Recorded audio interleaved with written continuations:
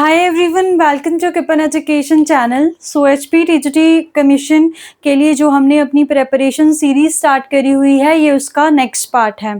As you all know that, जो regular video देखते हैं उनको पता होगा कि हमने ऑर्गेनिक वाला सेक्शन स्टार्ट करा हुआ है। तो लास्ट जो हमने करा था, अपनी बेसिक ऑर्गेनिक ख़त्म करी है, जिसमें कॉन्सेप्ट थे हाइड्रोकार्बन्स, एल्केन, एल्कीन, उसके बाद एल्काइन और एरोमेटिक हाइड्रोकार्बन्स को हमने ख़त्म करा है।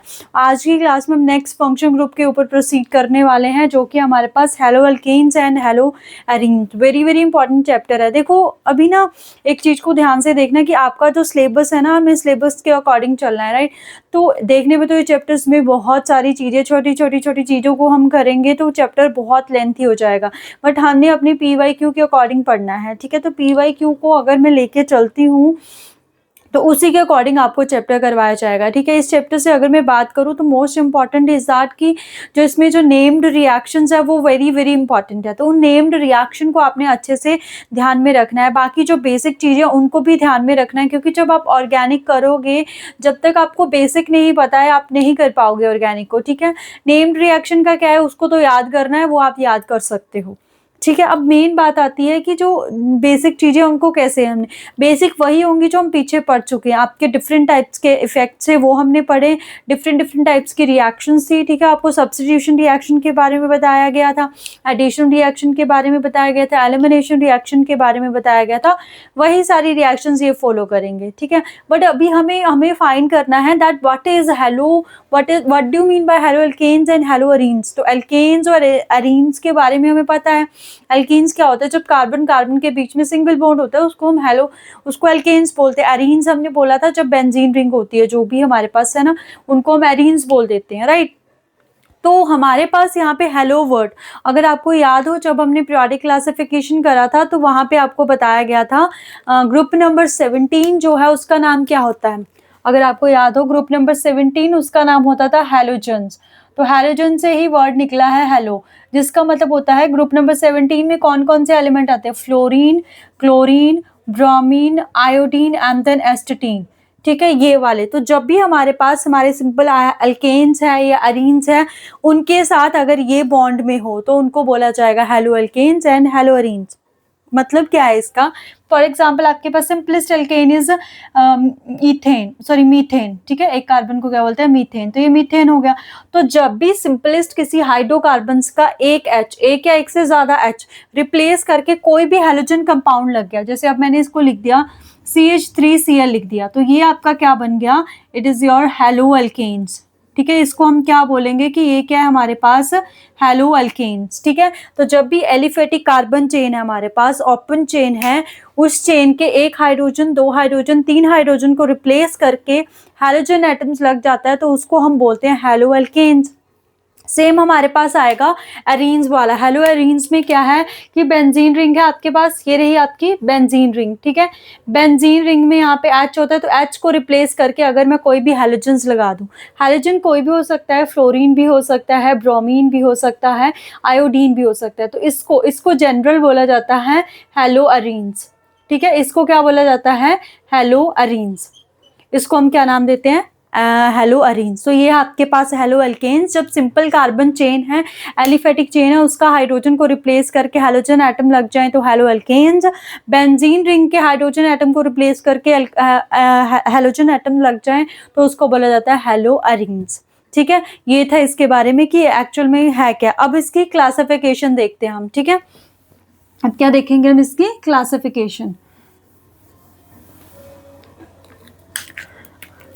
क्लासिफिकेशन बहुत सारी हो सकती है अलग अलग टाइप्स पे, क्योंकि जो क्लासिफिकेशन है उसका कौन सा आप बेसिक किसको मान के लेके चल रहे हो, उसके अकॉर्डिंग आपकी क्लासिफिकेशन होती है। तो मैं आपको सिर्फ यहाँ पे वही वाली क्लासिफिकेशन डिस्कस करने वाली हूँ जिसकी आपको रिक्वायरमेंट और पता होनी चाहिए, ठीक है। तो देखो पहली क्लासिफिकेशन में क्या है कि जब हमारा जो हैलोजन एटम्स है, halogen attached to sp3 hybridised carbon, sp3 hybridised carbon की जो हैलोजन एटम है वो कैसे कार्बन के साथ जुड़ा हुआ है, जिसकी हाइब्रिडाइजेशन क्या है, sp3। देखो कैसे, यहाँ पे लगा दूं मैं x, x मीन्स हैलोजन, तो यहाँ लगा दिया मैंने H H H।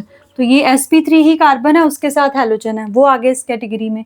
या फिर मैं इसमें ऐसे भी लिख सकती हूँ कि यहाँ मैंने CH3 लगा दिया, यहाँ वही HH रहने दिए, यहाँ पे X आ गया। या फिर हम क्या कर सकते हैं, 2 CH3 ग्रुप लगा दो, ठीक है, 2 CH3 ग्रुप लगा दो, यहाँ पे H आ गया। और क्या कर सकते हैं, तीनों CH3 ग्रुप लगा दो, ठीक है, तीनों CH3 ग्रुप लगा दो, तीनों CH3 ग्रुप लगा दो, यहाँ पे X आ गया। और देखो इसमें नई चीजें क्या आ सकती हैं आपके पास, ऐसे ये मैंने डबल बॉन्ड लिया, उसके आगे ये कार्बन है, ठीक है, इस कार्बन के साथ यहाँ पे क्या है, यहाँ पे H है, यहाँ पे H है, यहाँ पे मैंने X ले लिया। या फिर मैं क्या कर सकती हूँ कि ये बेंजीन रिंग ली मैंने, यहाँ पे एक कार्बन लिया, उसके साथ यहाँ भी H है, यहाँ भी H है, और यहाँ पे क्या लगा दिया मैंने X। तो ये सारे हेलो अल्केन्स है, हेलो भी है, बीच में ये आपके हेलो अरीन्स भी है, मतलब ये सिंपल इनको कैटेगराइज्ड किया गया on the basis of sp3 hybridised carbon. देखो इसको हम बोलेंगे प्राइमरी हेलो अल्केन्स, क्योंकि हेलो अल्केन्स है। क्या बोलेंगे इसको, प्राइमरी नहीं है, ये तो सिंपल हमारा मिथाइल हो गया, ठीक है, ये कौन सा हुआ हमारा, सिंपल मिथाइल, ठीक है, ये मिथाइल, ये हमारा प्राइमरी हुआ। क्यों, जिस कार्बन से X अटैच्ड है वो कितने कार्बन के साथ अटैच्ड है, एक के साथ, तो ये हमारा प्राइमरी हुआ। ये क्या हुआ, 2 के साथ, तो ये सेकेंडरी हुआ। ये कितने के साथ है, 3 के साथ, ये टर्शरी हुआ। इनके बारे में आप पहले से ही फेमिलियर थे कि प्राइमरी, सेकेंडरी और टर्शरी क्या है। अब ये आए, ये भी आपने देखा होगा, बट ये शायद नहीं देखा होगा। इसको बोला जाता है अलाइल हलाइड। क्या बोला जाता है इसको, allyl halide. Very very important term है, इसको भी याद कर लीजिएगा, ठीक है। जब भी डबल बॉन्ड हो उससे नेक्स्ट कार्बन के ऊपर कोई भी फंक्शनल ग्रुप हो, जैसे यहाँ पे हम एक्स के बारे में पढ़ रहे हैं, तो ये अलाइल हलाइड होता है। डबल बॉन्ड के नेक्स्ट जो कार्बन होता है उसको क्या बोला जाता है, अलाइल। अब ये देखो ये बेंजीन है, अगर आपको याद हो जब हमने बेंजीन की नेमिंग पढ़ी थी, वहां पे आपको बताया गया था कि बेंजीन पे जब कार्बन है सिर्फ एक ही, उसका एक कार्बन एटम क्या रिप्लेस कर जाता है किसी और के साथ, उसको बेंजाइल बोला जाता है। तो ये क्या है हमारे पास, बेंजाइल हलाइड। ये क्या हो जाएगा हमारा, बेंजाइल हलाइड। और अगर बात की जाए ना, फॉर एग्जांपल आपके पास ये X यहाँ से चला जाए, छोटी सी और बात बता देती हूँ मैं, X यहाँ से चला जाए तो यहाँ पे क्योंकि X एज ए नेगेटिव जाएगा, यहाँ पॉजिटिव होगा, यहाँ से भी X चला जाए तो यहाँ पे भी पॉजिटिव होगा। तो ये सारे के सारे ही क्या बनाएंगे, कार्बोकटाइन बनाएंगे। तो इसमें सबसे ज्यादा जो स्टेबल कार्बोकटाइन है वो ये होता है बेंजाइल। उसके बाद क्या आता है हमारा अलाइल, फिर हमारा टर्शरी, सेकेंडरी, प्राइमरी। ऐसे टर्शरी, सेकेंडरी, प्राइमरी के बारे में तो हमने देखा था, बट हमने ये नहीं देखा था, देखो ये जो है ये तीनों है ये इंडक्टिव इफेक्ट से स्टेबलाइज्ड हो रहे हैं, बट जो ये दोनों है ये रेजोनेंस इफेक्ट से स्टेबलाइज्ड हो रहे हैं। दैट्स व्हाई ये मोस्ट स्टेबल है। इसमें ज्यादा रेजोनेटिंग स्ट्रक्चर बनेंगे तो ये सबसे ज्यादा स्टेबल कार्बोकटाइन है। इसमें कम, इसमें एक ही रेजोनेटिंग स्ट्रक्चर बनेगा तो ये इससे, क्योंकि दोनों में रेजोनेटिंग है। तो अगर आपको याद हो मैंने बताया था अपने पिछली क्लासेस में कि जो रेजोनेंस इफेक्ट है वो ज्यादा डोमिनेंट है, तो इसको ज्यादा डोमिनेंट माना गया है, तो इसमें ज्यादा रेजोनेंस है। तो सबसे मोस्ट स्टेबल कार्बोकटाइन कौन सा है, बेंजाइल हलाइड, देन अलाइल, मतलब बेंजाइल कार्बोकटाइन, अलाइल कार्बोकटाइन, उसके बाद टर्शरी, सेकेंडरी, प्राइमरी, ये चीज आपको पता है, ठीक है। तो ये हमने इसको कैसे कैटेगराइज करा, halogen attach to the sp3 hybridised carbon. उसके बाद सेकेंड जो कैटेगरी आ जाएगी उसमें क्या हो जाएगा, halogen attach to carbon atom जो कि क्या हो, sp2 हाइब्रिडाइज्ड। कैसा हो, sp2 हाइब्रिडाइज्ड, sp2 हाइब्रिडाइज्ड। वो देखो कैसे, ये डबल बॉन्ड, ठीक है, ये डबल बॉन्ड मतलब यहाँ पे भी कार्बन है, इस पे 2H है, यहाँ पे 2H है, ये कार्बन, यहाँ पे H, यहाँ पे X लगा दिया मैंने। या फिर मैं क्या कर सकती हूँ, बेंजीन रिंग है, उसके एक H को रिप्लेस करके मैंने यहाँ पे X लगा दिया। तो ये जो है, जब जो डबल बॉन्ड है उसी कार्बन पे, जिस कार्बन का जिस कार्बन, जो कार्बन डबल बॉन्ड बना रहा है उसी कार्बन के ऊपर फंक्शनल ग्रुप हो तो उसको बोला जाता है विनाइल। तो ये क्या हो गया हमारा, विनाइल हलाइड। और ये क्या हो जाएगा हमारे पास, ये तो हमारे पास बेंजीन रिंग के ऊपर ही है, तो इसको हम बोल देंगे अराइल हलाइड। इसको हम क्या बोल देंगे, अराइल हलाइड। देखो विनाइल और एलाइल में डिफरेंस है, इसमें बच्चे कंफ्यूज होते हैं। विनाइल हैलाइड में क्या है, कार्बन कार्बन डबल बॉन्ड है, उसी कार्बन पे एक्स है जहां पे डबल बॉन्ड है। एलाइल में क्या है, कार्बन कार्बन डबल बॉन्ड है, उससे नेक्स्ट कार्बन है उसके ऊपर एक्स है, तो वो एलाइल हुआ। इसी तरह अराइल और बेंजाइल में भी बच्चे कंफ्यूज हो सकते हैं। इसमें क्या है, हेलोजन एटम बेंजीन रिंग के ऊपर जो कार्बन है उसी के साथ है। इसमें क्या है, बेंजीन रिंग के नेक्स्ट कार्बन है उस पे हेलोजन एटम है। तो ये वाला कार्बन देखो sp2 हाइब्रिडाइज्ड ही है, क्योंकि डबल बॉन्ड है, जहां भी डबल बॉन्ड होता है वो sp2 हाइब्रिडाइज्ड है हमारे पास। यहाँ पे भी ये डबल बॉन्ड में है, तो ये भी कौन सा sp2 हाइब्रिडाइज्ड कार्बन एटम। अब ये आपको पता है कि हाइब्रिडाइजेशन कैसे हम देखते हैं, तो वो सारी चीजें अब मैं नहीं बताने वाली हूँ, बहुत अच्छे से हमने हाइब्रिडाइजेशन को करा है, ठीक है। तो ये आई इसकी classification on the basis of sp3 and sp2। ऐसे करके और भी बहुत सारी क्लासिफिकेशन हो सकती है, जैसे number of the hydrogen atom, अगर एक होगा उसको मोनोहलाइड बोलेंगे, दो होंगे तो डायहलाइड बोलेंगे, तीन होंगे तो ट्राइहलाइड बोलेंगे, चार होंगे तो टेट्राहलाइड बोलेंगे, ऐसे करके, ठीक है। बस इसमें क्या है, मोस्ट इंपॉर्टेंट आपको ये तीन के बारे में बताना था, इसीलिए मैंने इसको कैटेगराइज करा। बाकी ये तो आप इनके साथ तो फेमिलियर होते ही हैं बच्चे हमारे पास, ठीक है। तो ये आई इनकी क्लासिफिकेशन। अब हम पढ़ेंगे मेथड्स ऑफ प्रेपरेशन ऑफ, पहले हम हेलोएल्केन्स के पढ़ेंगे, फिर हेलोएरीन्स के पढ़ेंगे, ठीक है। क्या पढ़ेंगे, methods of preparations.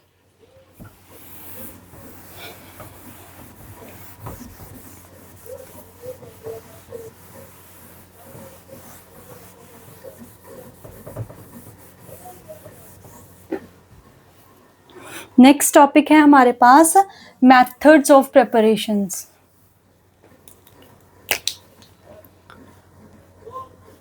methods of preparation, methods of preparation किसके, पहले हम पढ़ेंगे हेलो अल्केन्स के, हेलो अल्केन्स के, ठीक है, हेलो अल्केन्स के। तो इसमें पहला मेथड आएगा, देखो, फ्रॉम अल्कोहल। किससे आएगा, from alcohol. Alcohol is that ROH। देखो अल्कोहल ये हो गया, ROH बेंजीन, मतलब हमारे पास सिंपल कार्बन चेन है, उसके साथ OH ग्रुप। अब हमें X चाहिए ना, तो अगर हमें हेलोजन चाहिए तो X वाला कोई कंपाउंड लेना पड़ेगा, तो हमने ले लिया HX। तो देखो यहाँ से हम वाटर को रिमूव कर सकते हैं, ये वाटर यहाँ से रिमूव हो गया, तो क्या बन जाएगा, R और X के बीच में बॉन्ड बन जाएगा, यहाँ पे क्या आ जाएगा, ये वाटर की फॉर्मेशन। तो अल्कोहल से अल्काइल हैलाइड। तो ये जो रिएक्शंस होती है, इस रिएक्शन को हम बोलते हैं ग्रूव्स रिएक्शन। क्या बोला जाता है इस रिएक्शन को, ग्रूव्स रिएक्शन। तो ये रिएक्शन अपने आप में ही इंपॉर्टेंट है, because it is a by name reaction, ठीक है। अब डिपेंड करता है ये वाला ग्रुप कैसा है, प्राइमरी है, सेकेंडरी है, टर्शरी है। देखो इफ R इज प्राइमरी भी हो सकता है, सेकेंडरी भी हो सकता है, टर्शरी भी हो सकता है, तो हमारे पास हमें लुईस एसिड्स की रिक्वायरमेंट होती है, ZnCl2, और कुछ एक टेम्परेचर की रिक्वायरमेंट होती है। यहाँ पे भी ZnCl2, यहाँ पे थोड़ा कम टेम्परेचर की रिक्वायरमेंट होती है। ये रिएक्शन अगर हमारा ये टर्शरी हो तो ये रूम टेम्परेचर के ऊपर ही रिएक्शन होती है। ऐसा क्यों है, देखो अगर आपको पता हो ना, देखो थोड़ा सा समझने की ट्राई करना। ये जो है ना, ये हैलोजन हमारे पास एसिड्स होते हैं, क्या होते हैं ये, हैलोजन्स एसिड। में समझाने की ट्राई कर रही हूँ इस रिएक्शंस को, ठीक है, ताकि आपको याद ना करना पड़े ये चीजें। तो ये हैलोजन एसिड्स है। एसिड्स का काम क्या होता है, एसिड्स का काम होता है abstraction of H positive. Acid का काम क्या होता है, डोनेशन। एब्स्ट्रैक्शन तो बेस का काम होता है। तो ये क्या करता है, डोनेट H पॉजिटिव। क्या करेगा ये, डोनेट H पॉजिटिव। तो देखो यहाँ से H जो है ना, इसके ऊपर लोन पेयर है, यहाँ पे जाके अटैच्ड हो जाएगा। मैं बता देती हूँ कि क्या बनेगा, ROH2 बन जाएगा। O ने इलेक्ट्रॉन दिए हैं तो पॉजिटिव। अब O के ऊपर कभी भी पॉजिटिव चार्ज हो वो स्टेबलाइज नहीं रह सकता है, तो ये क्या करेगा, इस तरफ को बॉन्ड लेके निकल जाएगा। तो R के ऊपर पॉजिटिव और वाटर यहाँ से निकल जाएगा। तो R के ऊपर पॉजिटिव विच मीन्स कार्बोकैटायन बन रहा है, तो प्राइमरी, सेकेंडरी, टर्शरी कार्बोकैटायन। तो सबसे ज्यादा स्टेबलाइज्ड कार्बोकैटायन कौन सा, ये वाला, टर्शरी वाला। तो ये हमारे पास फास्ट रिएक्शन देता है, टर्शरी, सेकेंडरी, देन प्राइमरी, ठीक है। क्वेश्चन फ्रेम हो सकता है ग्रूव रिएक्शन में कौन सा इंटरमीडिएट फॉर्म हो रहा है, तो कौन सा इंटरमीडिएट फॉर्म हो रहा है, कार्बोकैटायन इंटरमीडिएट। ठीक है। तो ये ग्रूव्स रिएक्शन का था आपके पास, इतनी इंपॉर्टेंट नहीं है बट बाय नेम आ चुकी है तो इम्पॉर्टेंट है, क्योंकि ये जो रिएक्शन है ये आपकी एनसीईआरटी में मेंशन नहीं है, बट मेरे अकॉर्डिंग ये इंपॉर्टेंट रिएक्शन है, इसलिए मैंने आपको यहाँ पे करवाई है। ठीक है, ये इसका फर्स्ट प्रिपरेशन मेथड आ गया। उसके बाद ना इसका सेकंड प्रिपरेशन मेथड जो है कोई बाय नेम नहीं है, वो भी अल्कोहल से ही है हमारे पास। ठीक है, वो भी किससे है? अल्कोहल से। देखो ROH ऐसे ही है, बट यहाँ पे हमने हैलोजन एसिड लिया था ना, यहाँ पे हम फॉस्फोरस के हैलाइड लेंगे। क्या लेंगे हम? फॉस्फोरस के हैलाइड। देखो एक चीज जरूर याद रखना, अगर आपको कहीं पे भी OH ग्रुप और Cl अलग अलग दिख रहे हैं ना, विच मीन्स वहां पे अल्काइल हैलाइड ही बनेगा। तो देखो पहले मैंने क्या बना दिया यहाँ से RCl, क्योंकि Cl है तो Cl लगेगा, एक Cl यूज हो चुका है। उसके बाद यहाँ से HCl भी निकलेगा। क्या निकलेगा? ये वाला H और यहाँ से Cl। अब बचा क्या? एक फॉस्फोरस बचा, एक ऑक्सीजन बचा और एक Cl3 बचा है। तो ये गैस है एक तरह से, ये गैस रिलीज होगी। तो यहाँ से क्या बन गया? Alkyl halide. इसी तरह हम ऐसे भी बना सकते हैं इसको ROH, ये पेंटाहालाइड सा, ट्राईहालाइड से भी बना सकते हैं इसको। ट्राईहालाइड से क्या बनेगा? RCl ऐसे ही आ जाएगा, R के साथ Cl का बॉन्ड बन गया, एज इट इज ही आ गया हमारे पास। उसके बाद यहाँ क्या आ जाएगा? HCl नहीं निकलेगा, इसमें बन जाएगा POCl2। इसमें से इसमें HCl नहीं निकलेगा, इसमें क्या बन जाएगा? POCl2। ठीक है, ये रिएक्शन। उसके बाद इसमें एक और रिएक्शन आती है, मतलब ये C टाइप बोल सकते हैं हम, कि आपके पास अल्काइल हैलाइड ही है, अल्काइल हैलाइड ही है, बट उसको थायनाइल क्लोराइड के साथ ट्रीट करवा रहे हैं हम। किसके साथ ट्रीट करवा रहे हैं? थायनाइल क्लोराइड के साथ। देखो ये रिएक्शन है, इंपॉर्टेंट है। अब आप बोलोगे कोई ये बाय नेम रिएक्शन नहीं है, तो why this reaction is important? अब बताती हूँ मैं आपको। तो इसमें क्या बनेगा? RCl तो बनेगा ही, क्योंकि हमें अल्काइल हैलाइड चाहिए। उसके बाद SO, ये सल्फर डाइऑक्साइड गैस बन जाएगी, सल्फर डाइऑक्साइड। बचा क्या? एक हाइड्रोजन बचा हुआ है, एक Cl बचा हुआ है, HCl। तो ये भी गैस है, ये भी गैस है। तो जब भी किसी भी रिएक्शन में गैसेस एज अ प्रोडक्ट बनते, क्योंकि हमारा मेन प्रोडक्ट क्या है? RCl। मेन प्रोडक्ट क्या है हमारे पास यहाँ पे? RCl। तो ये हमारे गैसेस प्रोडक्ट है, ये इजीली इवेपोरेट होके अलग हो जाते हैं, तो इसकी जो सेपरेशन है वो बहुत ईजी हो जाएगी। बट हम यहाँ पे अगर बात करें, यहाँ पे एक एक रिएक्शन, मतलब ये हमारे पास गैसेस आ तो रही हैं, बट जितनी एक तरह से ना ये पूछा जाता है, मतलब मैं क्यों बता रही हूँ कि इसमें से बेस्ट मेथड कौन सा होगा, आपको अगर कोई क्वेश्चन फ्रेम होता है। तो जब हम अल्काइल हैलाइड्स को अल्कोहल को थायनाइल क्लोराइड के साथ ट्रीट करवाते हैं, तो वो बेस्ट मेथड ट्रीट किया जाता है अल्काइल हैलाइड को बनाने का। क्यों? क्योंकि वहाँ पे गैसेस की फॉर्मेशन होती है, तो गैस को इवेपोरेट करना और इसका जो सेपरेशन प्रोसेस है वो ईजी होता है, इसीलिए इसको यूज किया जाता है। अब ये कोई बाय नेम रिएक्शन नहीं है, इंपॉर्टेंट नहीं है, बट ये मेरे को बताना था, दैट्स वाई मैंने आपको बता दिया। ठीक है, आई होप आपने ये नोट डाउन कर लिया होगा। नीचे आपको दिख रहा है?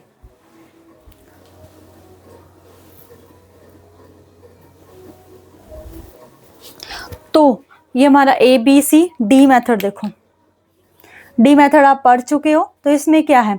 अल्कीन से, फ्रॉम अल्कीन्स। अल्कीन्स कैसे?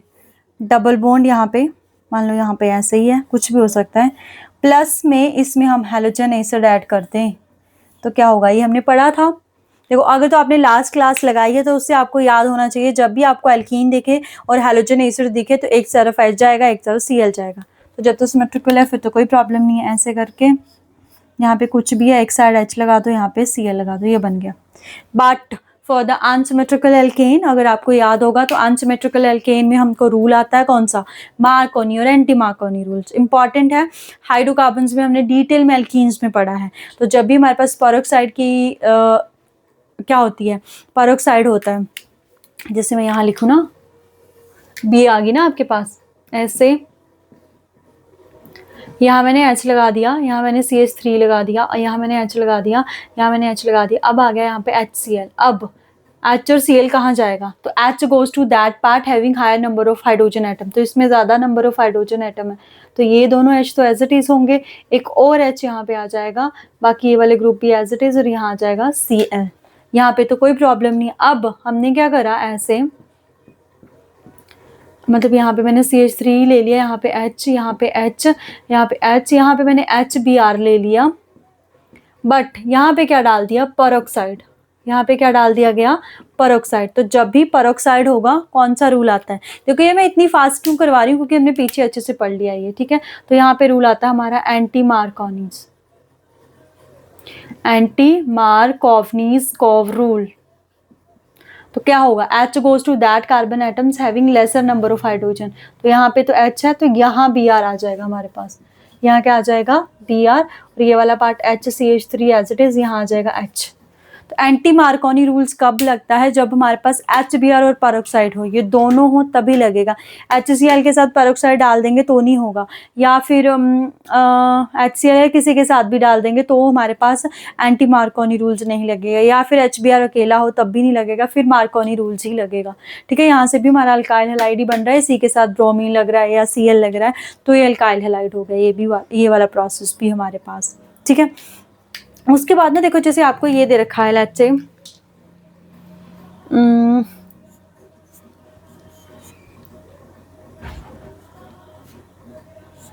यहाँ लगा दिया उसने CH3 और यहाँ पे डाल दिया HBr, यहाँ पे डाल दिया HBr कि बताओ इसका प्रोडक्ट क्या होगा आपके पास। देखो कुछ नहीं देखना है, इसको देख के डरना नहीं कि बेंजीन रिंग आ गई, पता नहीं क्या ही होगा।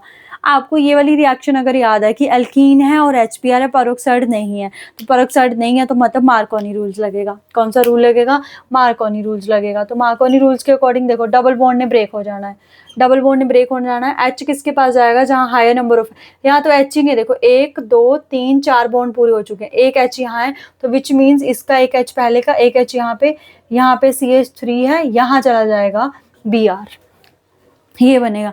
अगर यहाँ पे क्या हो जाता है, एंटी मार्कोनी रूल्स, तो Br ने यहाँ चला जाना था और यहाँ ने H आ जाना था। तो कंफ्यूज नहीं होना है, जहाँ भी आपको एल्कीन दिख रहा है और हैलोजन एसिड्स दिख रहे हैं तो मार्कोनी रूल्स लगा के आपने प्रोडक्ट बना देना है। यहाँ पे प्रेपरेशन मेथड का तो नहीं आ सकता है क्वेश्चन, बट ये आ सकता है कंप्लीट द रिएक्शन। तो इसको ऐसे एल्कीन और HBr करके आपको याद रखना है कौन सी रिएक्शन आपके पास मार्कोनीज रूल वाली रिएक्शन है। ठीक है, कौन सी रिएक्शन है, मार्कोनीज रूल। ठीक है, तो ये थे हमारे पास, जैसे हमने अल्कोहल से देख लिया। ठीक है, उसके बाद फॉस्फोरस एलाइड, सल्फर एलाइड और एल्कीन्स। अब हमारे पास कुछ एक स्पेशल रिएक्शन आती हैं, वेरी वेरी इंपॉर्टेंट रिएक्शन है, मतलब बाय नेम रिएक्शन है, उनको आपको एज सच याद रखना है। वो इनके प्रेपरेशन मेथड के लिए यूज होती हैं, हेलो एल्केन्स के लिए। ठीक है,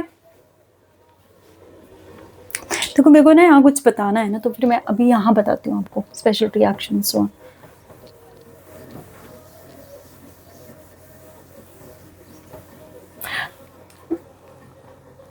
तो देखो इसमें जो रिएक्शंस है ना हमारे पास प्रेपरेशन मेथड्स की, देखो पहली रिएक्शंस आती है हमारे पास फिंकलस्टीन रिएक्शन। कौन सी रिएक्शन है, फिंकलस्टीन रिएक्शन। याद, ये आपकी प्रीवियस ईयर रिएक्शन भी है। ये कौन सी रिएक्शन है, फिंकलस्टीन रिएक्शन। अब देखो इसमें क्या, ये ना हैलोजन एक्सचेंज रिएक्शन है। ये कैसी रिएक्शन है, ये हैलोजन एक्सचेंज रिएक्शन, मतलब इसमें पहले से अल्काइल हैलाइड बना हुआ है हमारे पास। हैलोजन एक्सचेंज रिएक्शन देखो कैसे, मतलब मान लो यहाँ पे हमारा कोई कार्बन चेन है, यहाँ पे X लगा दिया मैंने। X कुछ भी हो सकता है, Cl हो सकता है, Br हो सकता है, बट आयोडीन नहीं हो सकता है, क्योंकि आयोडीन की प्रिपरेशन मेथड है। यहाँ पे सोडियम आयोडाइड है in the presence of acetone, in the presence of acetone. तो लेट्स से यहाँ Cl है, आपको देखना आसान लगेगा। तो जब भी आपको Na और Cl अलग अलग दिखे तो उनको बना दो बॉन्ड। तो यहाँ से क्या बन जाएगा, RNi का बॉन्ड बन जाएगा और NaCl क्या कर जाएगा, निकल जाएगा। NaCl क्या कर जाएगा, निकल जाएगा। तो यहाँ से बना तो अल्काइल हैलाइड है, बट कौन सा अल्काइल हैलाइड बन गया, आयोडीन वाला। देखो इसको याद कैसे रखोगे, क्योंकि ये फिंकलस्टीन रिएक्शन है। फिंकलस्टीन आई आ रहा है ना, फिंकलस्टीन मतलब मैंने तो ऐसे याद रखा हुआ है, फिंकलस्टीन मतलब आई करके कुछ इसमें स्पेलिंग आ रहे हैं, दैट्स वाई ये आयोडीन की प्रिपरेशन के लिए यूज की जाती है। किसकी प्रिपरेशन के लिए यूज की जाती है, आयोडीन की प्रिपरेशन के लिए। ठीक है, उसके बाद एक और हमारे पास हैलोजन एक्सचेंज रिएक्शन है जिसको बोला जाता है स्वार्ट्ज रिएक्शन। कौन सी, स्वार्ट्ज रिएक्शन। देखो ये भी हैलोजन एक्सचेंज रिएक्शन ही है हमारे पास, बट ये हमारे पास फ्लोरीन की प्रिपरेशन के लिए। किसकी प्रिपरेशन के लिए, फ्लोरीन की। देखो यहाँ पे क्या है हमारे पास, RX, यहाँ पे इनको एसिड्स के साथ Hg2F2 के साथ, इसके साथ ट्रीट करवाया जाता है। तो यहाँ से क्या होता है हमारे पास, ऐसे R के साथ F का बॉन्ड बन जाता है। R के साथ F का क्या बन जाता है हमारे पास, बॉन्ड बन जाता है। मतलब हम ऐसे कर सकते हैं कि ये 2 ले लिया, यहाँ पे भी 2 आ गया, तो यहाँ से हमारे पास ये जो भी Hg2X2 होगा वो निकल जाएगा। तो यहाँ से हमारा क्या बन गया, हमारा बन गया फ्लोरोएल्केन बन गया।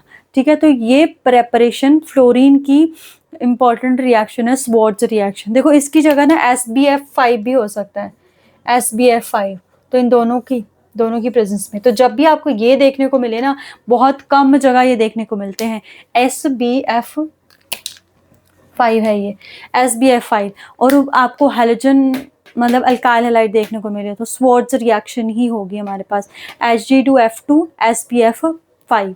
ठीक है, ये स्वार्ट्ज रिएक्शन आ गई। उसके बाद जो थर्ड बायनेम रिएक्शन इंपॉर्टेंट आती है वो है हमारे पास हंस-डिकर। कौन सी है, हंस-डिकर रिएक्शन। देखो इसमें क्या होता है, मान लो मैंने CH3 ले लिया, C डबल बॉन्ड O ले लिया, यहाँ पे O ले लिया, Ag ले लिया। ठीक है, सिल्वर सोल्ट ले लिया हमने, ये सिल्वर का सोल्ट है ये।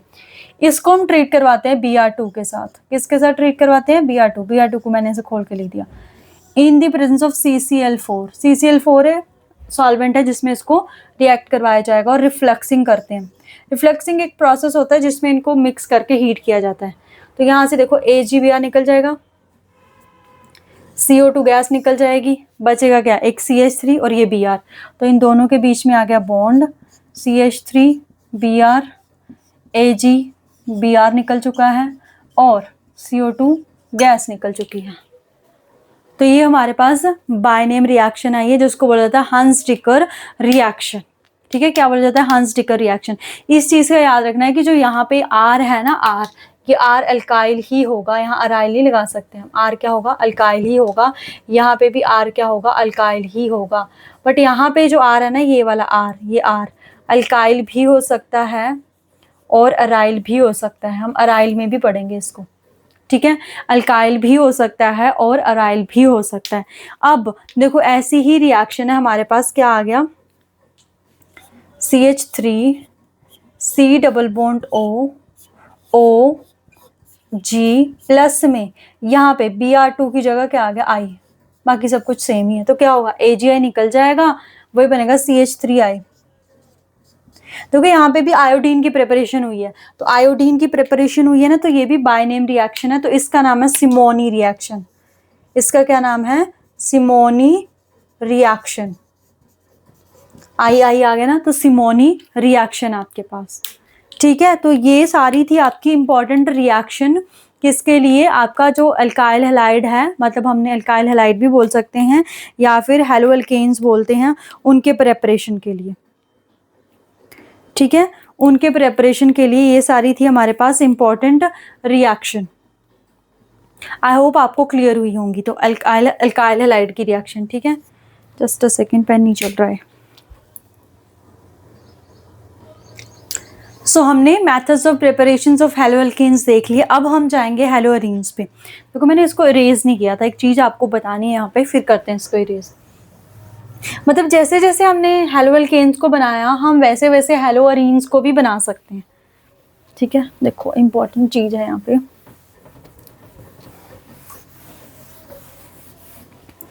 देखो जैसे मैंने अल्कोहल से बनाया, तो ये क्वेश्चन आता है कि अल्कोहल से हम इसको नहीं बना सकते हैं हैलो अरीन्स को। देखो क्यों, यहाँ पे हमारे पास ऐसे होगी हैलो अल्कोहल, यहाँ पे OH होगा, मतलब यहाँ से होगा क्या, यहाँ से HX है ना हमारा, HX है। ठीक है, तो इस बॉन्ड को H आएगा, इस बॉन्ड को ब्रेक होना है यहाँ पे, तभी कार्बोकैटायन बनता है। अब इसके ऊपर है यहाँ पे लोन पेयर, तो ये लोन पेयर जाते हैं हमारे पास रेजोनेंस में। तो जो ये वाला बॉन्ड है, ये यहाँ पे पार्शियली डबल बॉन्ड है।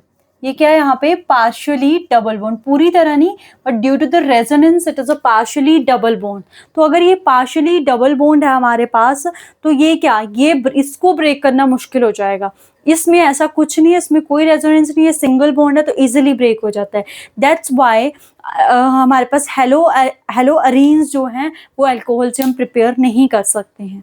वेरी वेरी इंपॉर्टेंट क्वेश्चन है कि जो हैलो अरीन्स है उसको हम अल्कोहल से प्रिपेयर नहीं कर सकते हैं। ठीक है, ये मैंने बताना था, दैट्स वाई यहाँ पे लिखा हुआ था। तो इसके कुछ एक स्पेशल मेथड हम वही देखेंगे इसके। ठीक है,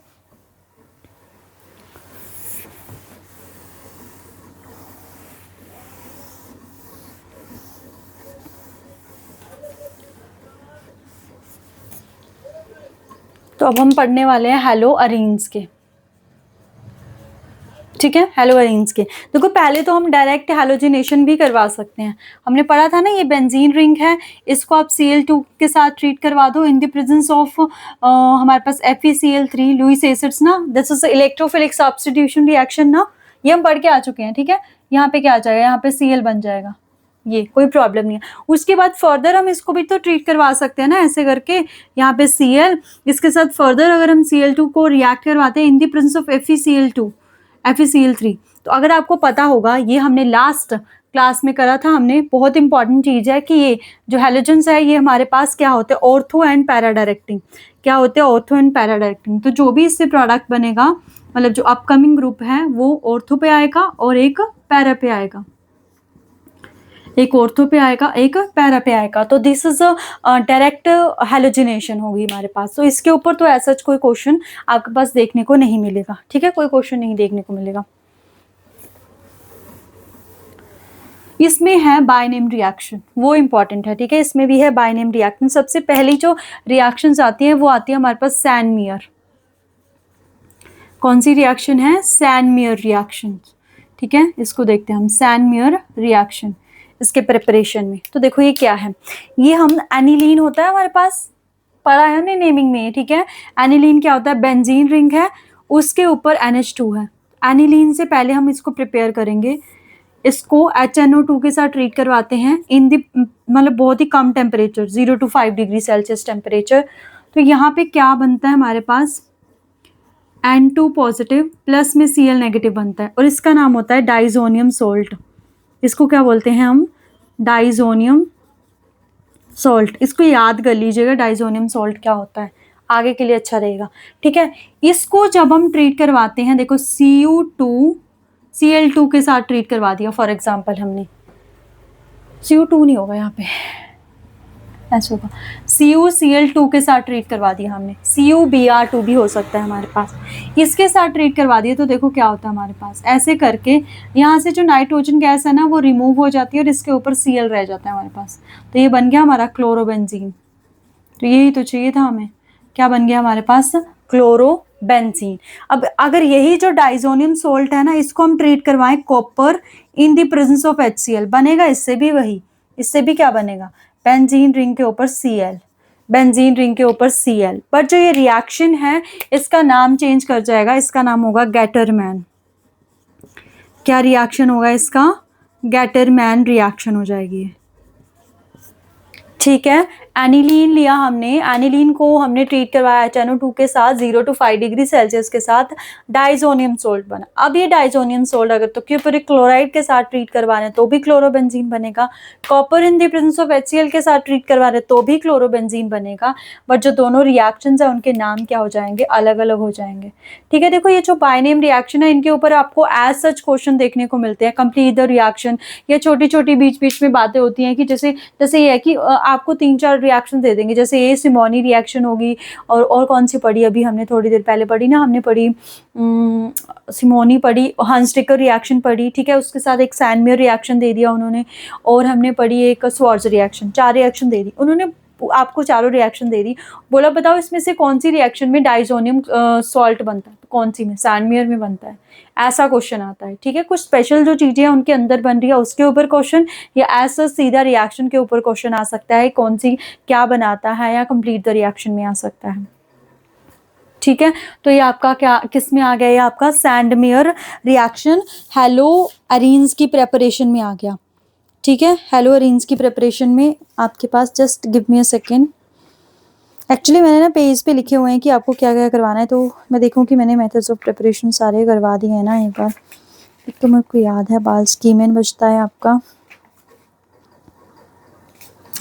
ओके, ठीक है। तो ये हो गया। अब हमारे पास जैसे वहाँ पे फ्लोरीन के लिए स्पेशल रिएक्शन थी ना, ऐसे यहाँ पे भी फ्लोरीन के लिए स्पेशल रिएक्शन है, वो है हमारे पास बाल स्कीमेन रिएक्शन। कौन सी है? बाल स्कीमेन रिएक्शन, बाल स्कीमेन रिएक्शन। देखो इसमें भी क्या होगा, सेम ऐसे ही है, ये डाइजोनियम सोल्ट, ठीक है। डाइजोनियम सॉल्ट जैसे बना वैसे ही बनेगा इसमें भी। तो ये डाइजोनियम सॉल्ट ले लिया हमने, बेंजीन रिंग के ऊपर N2 पॉजिटिव Cl नेगेटिव। यहाँ पे हम फ्लोरीन के कंपाउंड से ट्रीट करवाएंगे जो कि होगा HbF4 नेगेटिव कंपाउंड होता है इसका, HbF4 नेगेटिव। तो यहाँ से क्या बनता है हमारे पास, यहाँ पे लग गया फ्लोरीन और यहाँ पे BF3 निकल जाता है हमारे पास, और साथ में हमारा HCl और हम बोले N2 गैस निकल जाती है। तो मेन प्रोडक्ट हमारा फ्लोरो बेंजीन बन गया। अब देखो हमने पीछे भी रिएक्शन पढ़ी थी फ्लोरीन की, स्वार्ट्ज रिएक्शन थी। यहाँ पे फ्लोरीन की Balz Schiemann, S for Schiemann, S for Swarts, मतलब मैंने ऐसे याद रखा हुआ है, वही चीज आपके साथ शेयर कर रही हूँ कि S for Swarts, S for Schiemann, तो ये दोनों रिएक्शन फ्लोरीन की प्रेपरेशन के लिए यूज होती है, एस वाली रिएक्शन, ठीक है। बाल स्कीमेन और हमारे पास स्वार्ट्ज रिएक्शन, वही हंस डिकर वाली रिएक्शंस पढ़ी थी हमने, वो यहाँ पे भी आ जाएगी, हंस डिकर रिएक्शन,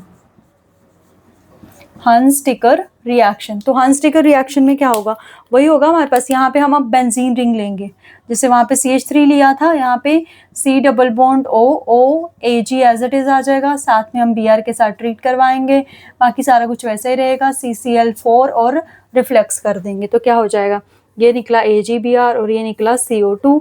तो हमारे पास बेंजीन रिंग के ऊपर हम लगा देंगे ब्रोमीन, प्लस में AgBr निकल गया एंड प्लस में CO2। तो ये हमारा डिजायर्ड प्रोडक्ट बन चुका है, ठीक है। तो ये हेलो अल्केन्स की जितनी भी थी आपके पास बाय नेम रिएक्शन, ये तीनों रिएक्शंस है, इनके बीच में जो एक तरह से इंपॉर्टेंट कंपाउंड बन रहा है वो बन रहा है आपका डाइजोनियम सॉल्ट, ठीक है, डाइजोनियम सॉल्ट बन रहा है। उसके बाद अलग अलग से ट्रीट करवा के हमारे पास हमारे डिजायर्ड हेलो अरीन्स आ जाते हैं, ठीक है।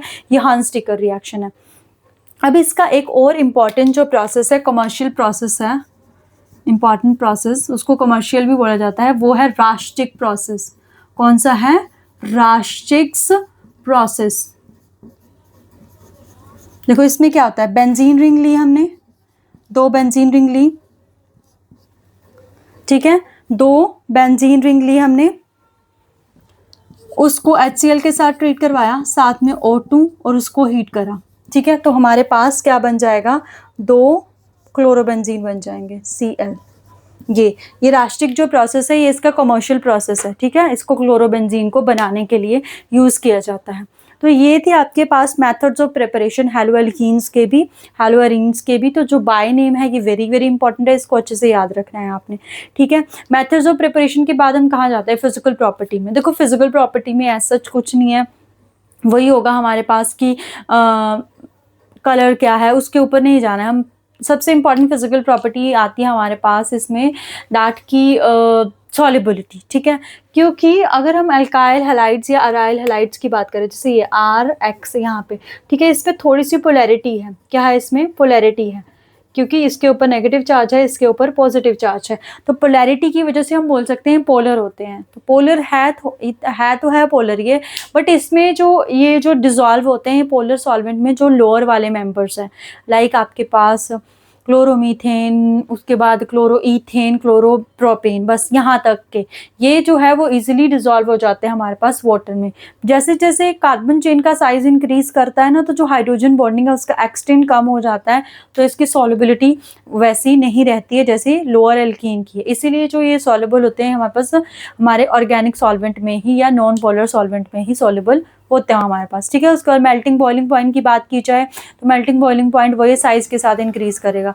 मतलब आपके पास फ्लोरो एल्केन है, क्लोरो है, ब्रोमो है, आयोडीन है, तो हम देखेंगे आयोडीन का साइज बड़ा है तो साइज बड़ा है, वैन डर वाल्स फोर्सेस ज़्यादा है तो बॉइलिंग पॉइंट हमारे पास वैसे चल जाएगा। उसके बाद मेल्टिंग पॉइंट, सॉरी है ना, मेल्टिंग पॉइंट। बॉइलिंग पॉइंट में हम देखते हैं पोलैरिटी, तो पोलैरिटी फ्लोरो वाले में सबसे ज़्यादा होगी क्योंकि उसकी इलेक्ट्रोनेगेटिविटी ज़्यादा है हमारे पास, तो उसका बॉइलिंग पॉइंट सबसे ज़्यादा, then chlorine, then bromo, then iodine. तो ये फिजिकल प्रॉपर्टी में आ गया। ऐसी फिजिकल प्रॉपर्टी हेलोअरीन्स की होंगी, ठीक है। उसमें एक इंपॉर्टेंट चीज़ है वो आपको मैं बता देती हूँ, फिर उसके बाद हम इसके केमिकल रिएक्शंस के ऊपर चलेंगे, जो कि इसका मोस्ट इम्पॉर्टेंट पार्ट है। पर ये जो हमने बाय नेम रिएक्शंस भी पढ़े ना, ये भी इम्पॉर्टेंट है। अब हम करेंगे फिजिकल प्रॉपर्टीज। तो हमने गली मतलब हेलोअरीन्स की फिजिकल है, लिख देती हूँ, चलो फिजिकल प्रॉपर्टीज, वो मैंने आपको बता दी। बाकी आपको बताया गया है कि अगर आपको हैंड रिटन नोट्स चाहिए तो आप परचेज कर सकते हो, उसमें आपको रिटन फॉर्म में मिल जाएगी। यहाँ पे इतना इंपॉर्टेंट नहीं है, उसको बताने की जरूरत नहीं। अब अपने ना हेलो एल्केन्स को ध्यान से देखना, इसमें हमें क्वेश्चन आएगा मेल्टिंग पॉइंट के ऊपर, आइसोमर के ऊपर, ठीक है। ये जो आइसोमर है ना, अब इसको ध्यान से देखना, ये वाला आइसोमर हो गया, ये वाला हो गया, ये कौन सा है, ये ऑर्थो 1,2, ये 1,4 हो गया, ये पैरा, और ये मेटा, ये कौन सा है, मेटा, ठीक है। ऑर्थो मेटा पैरा आ गया हमारे पास, ये ऑर्थो मेटा पैरा। तो डायपोल मूवमेंट की बात पूछी जाती है कि इसमें डायपोल मूवमेंट क्या होगा। देखो म्यू की बात की जाती है, किसकी, म्यू की, ठीक है। मतलब आपको ये नहीं बताना कितना है, किसका सबसे ज्यादा। अब इसका देखो बीच में ये वाला पार्ट जो है कॉमन है, क्लोरीन की इलेक्ट्रॉनेगेटिविटी ज्यादा तो नीचे की तरफ डायपोल मूवमेंट, इसकी इलेक्ट्रॉनेगेटिविटी ज्यादा ऊपर की तरफ, तो ये जितना नीचे जा रहा है उतना ऊपर जा रहा है, तो इसका तो डायपोल मूवमेंट हो जाएगा 0, विच मीन जो पैरा आइसोमर है बेंजीन का, उसमें जो डायपोल मूवमेंट होता है वो क्या होता है हमारे पास, सबसे कम होता है। अब बारी आई इनमें। अब आपको यहाँ पे एक चीज याद रखनी है कि जो डायपोल मूवमेंट होता है ना, डायपोल मूवमेंट वो इन्वर्सली प्रोपोर्शनल होता है एंगल के, इन्वर्सली प्रोपोर्शनल होता है किसके, एंगल के। अब इसमें देखो, इसमें एंगल क्योंकि एक इधर जा रहा है, एक इधर जा रहा है, 180 का था, तो इसमें देखो एंगल एक ऐसे जा रहा है, एक ऐसे जा रहा है, ऐसे, तो ये एंगल कितने का बनेगा, 60 का। इसमें देखो एक ऐसे है, एक ऐसे है, तो ये मतलब ऐसे जैसे बन जाएगा, ये 120 का एंगल बनेगा, ये 120 का। तो इसमें सबसे कम एंगल, अगर इसमें सबसे कम है तो इसका डायपोल मूवमेंट क्या होगा, हाईएस्ट, इसका डायपोल मूवमेंट क्या होगा, हाईएस्ट। और इसका मतलब इससे कम चला जाएगा कि सबसे पहले जो डायपोल मूवमेंट आएगा वो ऑर्थो का, फिर उसके बाद मेटा का, और फिर लास्ट में आ जाएगा पैरा का, क्योंकि इसमें एंगल भी सबसे ज्यादा, और बाकी जितना वो ऊपर जा रहा है उतना नीचे जा रहा है, कैंसिल आउट हो गया, तो इसलिए इसका लोएस्ट डायपोल मूवमेंट इसका सबसे ज्यादा ऑर्थो का। तो ये फिजिकल प्रॉपर्टी में हेलोअरीन्स वाले में इंपॉर्टेंट था। अब हम चलते हैं केमिकल प्रॉपर्टीज के ऊपर, ठीक है।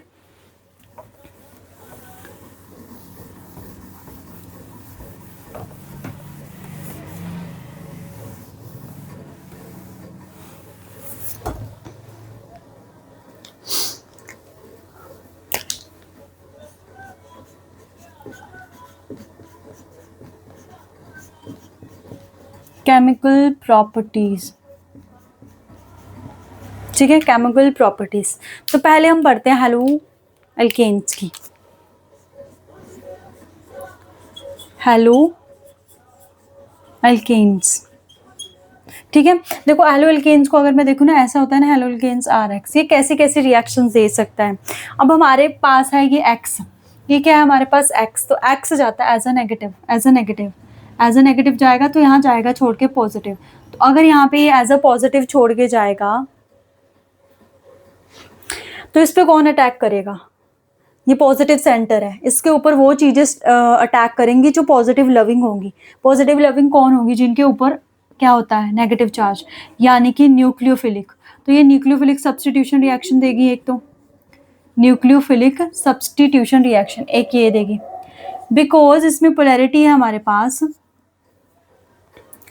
इसमें पोलैरिटी है ना, ये नेगेटिव है, क्योंकि इसकी पोलैरिटी की वजह से, इसकी पोलैरिटी की वजह से ना ये मेटल्स के साथ भी रिएक्शन देती हैं। किसके साथ रिएक्शन देती हैं, मेटल के साथ। थर्ड हमारे पास आ जाएगा, ये एलिमिनेशन रिएक्शन भी देते हैं। कैसे रिएक्शंस देते हैं, एलिमिनेशन रिएक्शन। उसके बाद ये रिडक्शंस भी देते हैं, रिडक्शंस भी करते हैं। देखो अगर मैं बात करूं इम्पॉर्टेंट, तो सबसे ज़्यादा इम्पॉर्टेंट है, ये बहुत ही इम्पॉर्टेंट है। आपने सुना होगा SN1 और SN2 के बारे में, उसको हम इसमें डिटेल में पढ़ेंगे, ठीक है। इसको करने से पहले ये तो आया हमारे पास टाइप्स ऑफ रिएक्शन कौन कौन सी हो सकती है, न्यूक्लियोफिलिक सब्स्टिट्यूशन, उसके बाद मेटल्स के साथ रिएक्शन, एलिमिनेशन रिएक्शन और रिडक्शन रिएक्शन।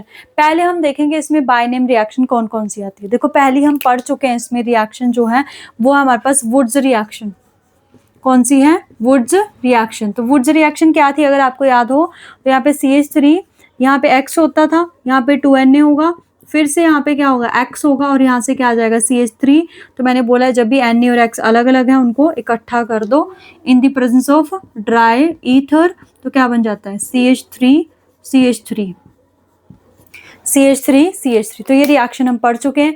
ये रिएक्शन किसके लिए यूज की गई है? टू इंक्रीज कार्बन चेन की लेंथ को इंक्रीज करने के लिए इसको यूज कर सकते हैं। अब एक ऐसी रिएक्शन यहाँ पे आती है उल्मन रिएक्शन। क्या आती है हमारे पास? Ullmann reaction. देखो उसमें क्या होगा, वो भी इसी से मिलती जुलती है। देखो कैसे, CH3 यहाँ पे हमारे पास होगा आयोडीन, प्लस में यहाँ पे जिंक, यहाँ पे क्या होगा? जिंक, फिर प्लस यहाँ पे भी आई और यहाँ पे हो जाएगा CH3। सेम वही ड्राई ईथर, तो ये है जिंक आयोडाइड, यहाँ से निकल जाएगा ZnI2, बन क्या जाएगा?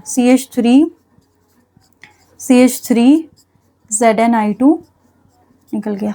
तो ये हमारी उल्मन रिएक्शन। ठीक है, तो ये कौन सी आई हमारे पास? Ullmann reaction.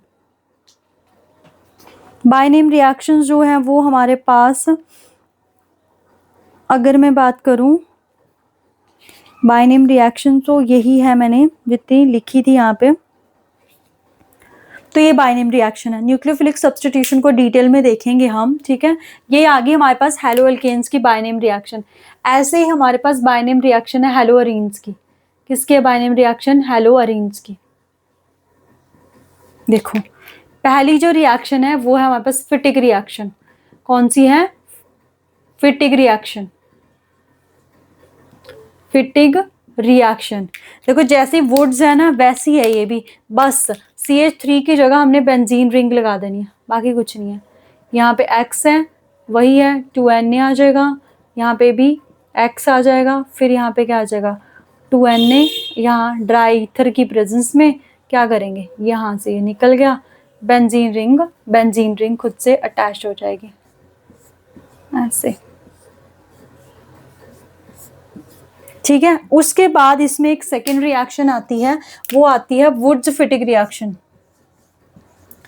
कौन सी आती है? Wurtz Fittig reaction. देखो इसमें क्या होगा, क्योंकि ये वुड्स भी है फिटिक भी है, तो एक रिएक्टेंट वुड्स का होगा, एक रिएक्शन फिटिक का होगा। तो वुड्स का क्या होगा? CH3X प्लस में 2Na प्लस X, यहाँ पे बेंजीन रिंग लगा दो, बाकी प्रोसेस वही है। ड्राई ईथर, यहाँ से ये 2NaX निकल गया, क्या बना? बेंजीन रिंग के ऊपर CH3, जिसको बोला जाता है टॉल्यूइन, जिसको क्या बोला जाता है हमारे पास? टॉल्यूइन। ठीक है, तो ये हमारे पास स्पेशल रिएक्शन आई। अगर मैं बात करूं किसकी? अपनी हेलो अरीन्स की। तो ये वुड्स है, यहाँ पे उल्मन है, यहाँ पे फिटिक रिएक्शन है, और हमारे पास वुड्स फिटिक रिएक्शन है। ठीक है, कौन कौन सी रिएक्शन है? वुड्स फिटिक रिएक्शन है हमारे पास। यहाँ पे उल्मन रिएक्शन भी हो सकती है। देखो उल्मन में कैसे करेंगे? ऐसे ही, यहाँ पे आए, यहाँ पे जिंक, यहाँ पे आए, प्लस में ऐसे करके निकल जाएगा ZnI2, तो बायफिनाइल फॉर्म हो गया ऐसे। ठीक है, तो यहाँ पे हम उल्मन रिएक्शन भी लिख सकते हैं। देखो मैंने जो पिछला था ना आपका पिछला, नहीं, मेरे को एक केमिकल रिएक्शंस में ना देखना था कि मैंने सही कर दी ना सारी। ये हो गया। इसके बाद ना जो हेलोअरीन्स है उसमें केमिकल रिएक्शन फ्रिडरिक-क्राफ्ट अल्काइलेशन और असाइलेशन भी है, जो कि हम पढ़ चुके हैं, बट फिर भी मैं आपको यहाँ पे बता देती हूँ।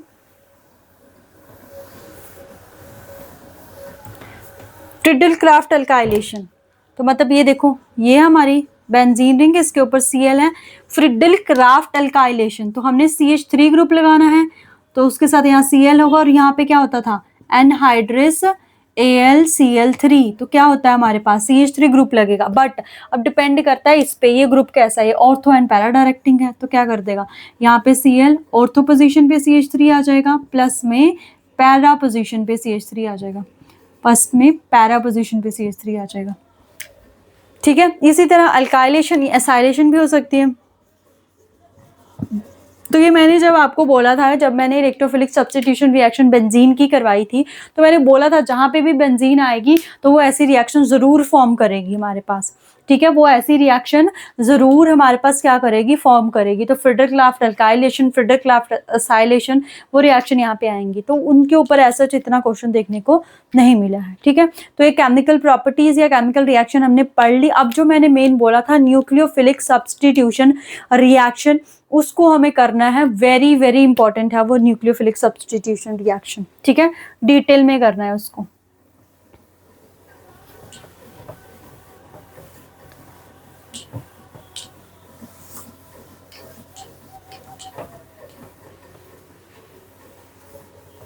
तो उसको करने से पहले ना हमें एक स्टीरियोकेमिस्ट्री को जानना पड़ेगा थोड़ा सा। किसको जानना पड़ेगा? स्टीरियोकेमिस्ट्री को। देखो स्टीरियोकेमिस्ट्री को, स्टीरियोकेमिस्ट्री को जानना पड़ेगा। तो हमने आइसोमर पढ़े थे, आइसोमर दो तरह के थे, स्ट्रक्चरल और स्टीरियो आइसोमर्स। स्टीरियो आइसोमर्स क्या होते हैं कि हमारे पास जो स्पेस में ओरिएंटेशन है वो अलग अलग होती है, कनेक्टिविटी सेम रहती। ठीक है, स्टीरियो आइसोमर में फर्दर हमने दो तरह के पढ़े थे, ज्योमेट्रिकल और ऑप्टिकल। तो यहाँ पे स्टीरियो केमिस्ट्री में हमने ऑप्टिकल आइसोमर्स को ही अच्छे से पढ़ना है। ठीक है, सबसे पहले ना यहाँ पे कुछ एक वर्ड्स है, उनको अच्छे से समझना है आपने। ठीक है, सबसे पहले आता है प्लेन पोलराइज्ड लाइट।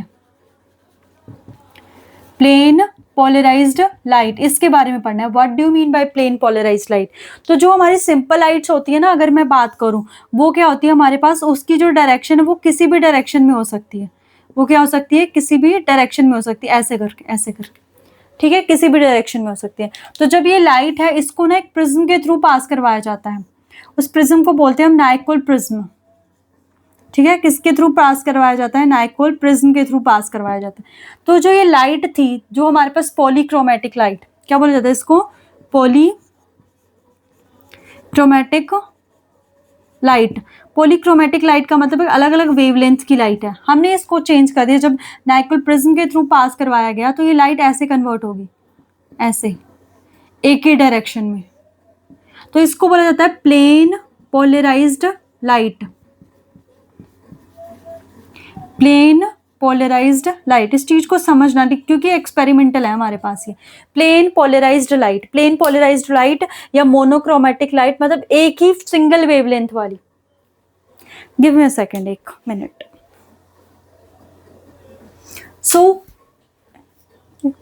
हाँ, तो हम देख रहे थे ये चीज हमारे पास प्लेन पोलराइज्ड लाइट में। ठीक है, ये क्या है हमारे पास? प्लेन पोलराइज्ड लाइट, मतलब सिर्फ एक ही प्लेन में लाइट को क्या कर दिया गया? पोलराइज्ड। तो ये जो मतलब इसको पॉलीक्रोमेटिक की जगह ना आप नॉर्मल लाइट लिख लो इसको। ठीक है, क्या लिख सकते हैं हम कि ये नॉर्मल लाइट है हमारे पास। क्या है? नॉर्मल लाइट है हमारे पास। ठीक है, इस नॉर्मल लाइट को प्लेन पोलराइज्ड लाइट में कन्वर्ट किया गया। अब जब ये प्लेन पोलराइज्ड लाइट है, हम कोई भी अपना कोई जो कंपाउंड है जिसको चेक करना चाहते हैं कि वो ऑप्टिकल एक्टिव है या नहीं है, इस कंपाउंड में से यहाँ पे एक सेल है, उसमें से इस लाइट को पास करवाया जाता है। अब अगर देखो, अगर ये लाइट इस तरफ चलेगी, क्योंकि बिल्कुल सीधी लाइट है, या तो इस तरफ जा सकती है या फिर ये इस तरफ जा सकती है। अब अगर ये इस तरफ गई तो ये होगी राइट साइड। ठीक है, अगर ये इस तरफ गई तो ये होगी लेफ्ट साइड। तो जब प्लेन पोलराइज्ड लाइट जो है वो लेफ्ट साइड रोटेट करती है, तो उसको उसके लिए वर्ड यूज किया जाता है लीवो रोटेटरी। और जब राइट साइड वो लाइट को रोटेट करती है तो उसको बोला जाता है डेक्स्ट्रो रोटेटरी। क्या बोला जाता है? Dextro rotatory. और राइट साइड के लिए पॉजिटिव साइन यूज किया जाता है, नेगेटिव लेफ्ट साइड के लिए नेगेटिव साइन यूज किया जाता है। तो अभी तक हमने क्या सीखा? दैट कि हमारे पास एक नॉर्मल लाइट है जो उसको नाइक्वल प्रिज्म से पास करवाया जाता है, उसको प्लेन पोलराइज्ड लाइट में, एक ही डायरेक्शन वाली लाइट में कन्वर्ट करा। अब जो भी यहाँ पे कंपाउंड है, अगर वो लाइट को राइट या लेफ्ट में कन्वर्ट कर रहा है, तो ऐसे कंपाउंड जो लाइट को क्या लेफ्ट या फिर राइट में क्या कर देते हैं? रोटेट, उनको बोला जाता है ऑप्टिकल एक्टिव कंपाउंड। क्या बोला जाता है उनको? Optical active compound. Optical active compound. और जो ये प्रॉपर्टी होती है कि the property by virtue of which plane polarised light can rotate, है ना, कि जो कंपाउंड है उसको रोटेट कर देते हैं, उसको बोला जाता है उसकी ऑप्टिकल एक्टिविटी। और ऑप्टिकल। अब हम तो एक्सपेरिमेंटली नहीं देख सकते हैं ना, कि हमारे पास थोड़े ना एक्सपेरिमेंटल सेटअप होगा एग्जाम में कि हम कैसे डिसाइड करेंगे the given compound is optical active और नॉट। तो उसको समझने के लिए हमें कुछ एक टर्म्स को समझना पड़ेगा। तो ये आपने देख लिया कि ऑप्टिकल एक्टिविटी होती क्या है। अब हमारे पास टर्म्स आती हैं तो हम उसको समझेंगे, ठीक है।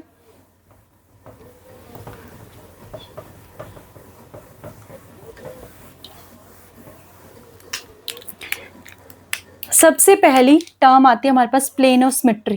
देखो सबसे पहली टर्म क्या आती है, plane of symmetry. Plane of symmetry, देखो इस प्लेन ऑफ सिमेट्री का मतलब क्या है कि लेट्स से आपके पास स्क्वायर, ऐसे स्क्वायर है, ठीक है। इसमें से आपने एक प्लेन पास करा, ऐसे प्लेन, तो इसको इसने दो इक्वल हाफ में कट कर दिया। यहाँ क्या आ गया, इक्वल हाफ, इक्वल हाफ। तो हम बोलेंगे कि इसमें प्लेन ऑफ सिमेट्री है हमारे पास। लेटर ए, इसमें से हमने ऐसे प्लेन को पास करा तो ये ऐसे हो गया, ऐसे, और इधर वाला ऐसे, तो सेम है देखने को एक, तो इसमें भी सिमेट्री है, इसमें भी क्या है, सिमेट्री है। लेटर बी, अगर मैं ऐसे पास करूं तो सिमेट्री नहीं है, बट मैं अगर ऐसे पास करूं तो है ना, क्योंकि ऊपर वाला पार्ट ऐसे हो गया और नीचे वाला पार्ट भी ऐसे हो गया, तो इसमें भी है प्लेन ऑफ सिमेट्री, इसमें भी है प्लेन ऑफ सिमेट्री, ठीक है। इसमें भी क्या है हमारे पास, प्लेन ऑफ सिमेट्री। और एक बात अगर देखा जाए, ये एक दूसरे की मिरर इमेज नहीं है, कि मतलब लेट्स से आपने ऐसे ए लेटर है, मतलब ये जो, इससे तो शायद आप नहीं समझोगे, मतलब हम बोल रहे हैं कि प्लेन ऑफ सिमेट्री किसमें होते हैं, एक मिरर इमेज टर्म आएगी अब यहाँ पे। ये तो आपको समझ में आ गया होगा कि प्लेन ऑफ सिमेट्री की बात क्या है, कि प्लेन ऑफ सिमेट्री हम कैसे देखते हैं, ठीक है, ओके। उसके बाद सेकंड टर्म आती है मिरर इमेज। क्या आती है हमारे पास, मिरर इमेज। मिरर इमेज आती है। मिरर इमेज की जब हम मिरर में देखते हैं तो वो, जैसे अब मेरा ये लेफ्ट हैंड है, ठीक है, ये मेरा लेफ्ट हैंड है, तो जब हम इसको मिरर में देखेंगे तो मिरर में कैसे दिखेगा, ऐसे दिखेगा हमें मिरर में, क्योंकि लेफ्ट को राइट बना देता है मिरर और राइट को लेफ्ट बना देता है। तो मेरे इस साइड, ये जो मेरी तरफ है इस साइड है थंब, तो जब मैं यहाँ पे मतलब यहाँ सामने अगर मैं मिरर रखती हूँ तो ये ऐसे दिखेगा, हमें ऐसे दिखेगा, ये थंब इस साइड हो चुका होगा और ये वाला पार्ट इस साइड हो चुका होगा, हो गया। तो ये दोनों एक दूसरे की मिरर इमेजेस है। ये क्या है हमारे पास, मिरर इमेजेस है, राइट, मिरर इमेजेस है। अब इस मिरर इमेजेस को मैंने इसके ऊपर रख दिया, देखो मिरर इमेजेस, ये मिरर इमेजेस आ गई आपके पास, अगर आपको दिख रहा हो ये मिरर इमेजेस आ गई। तो इस मिरर इमेजेस को मैंने एक के ऊपर रखा, कि सुपर इम्पोज कर रही है। सुपर इम्पोज का मतलब है थंब के ऊपर थंब आना चाहिए, कर रही है सुपर इम्पोज, नहीं। तो मतलब मिरर इमेजेस हमारे पास दो तरह की होती है, एक आएगी सुपर इम्पोजिबल,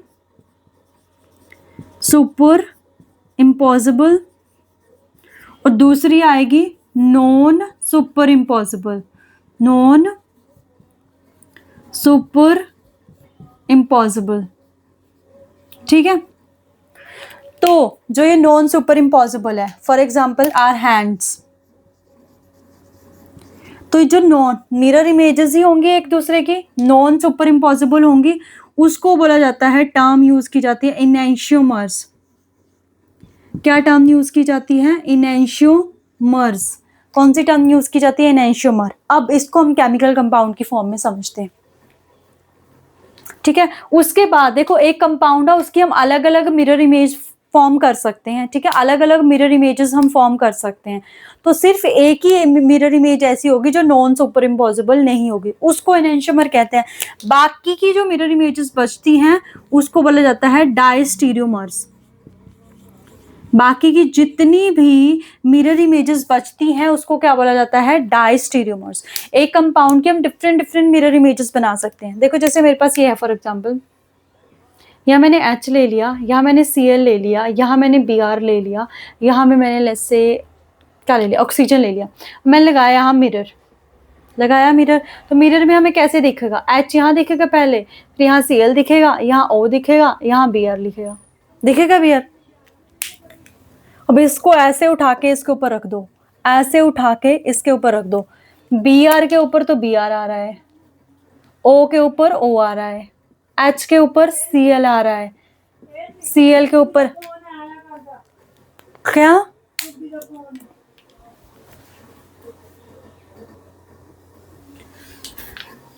सो हम देख रहे थे ये मिरर इमेज आई हमारे पास। तो मिरर इमेज सुपर इम्पोज है, नहीं है। क्यों क्यों क्यों नहीं है सुपर इम्पोज?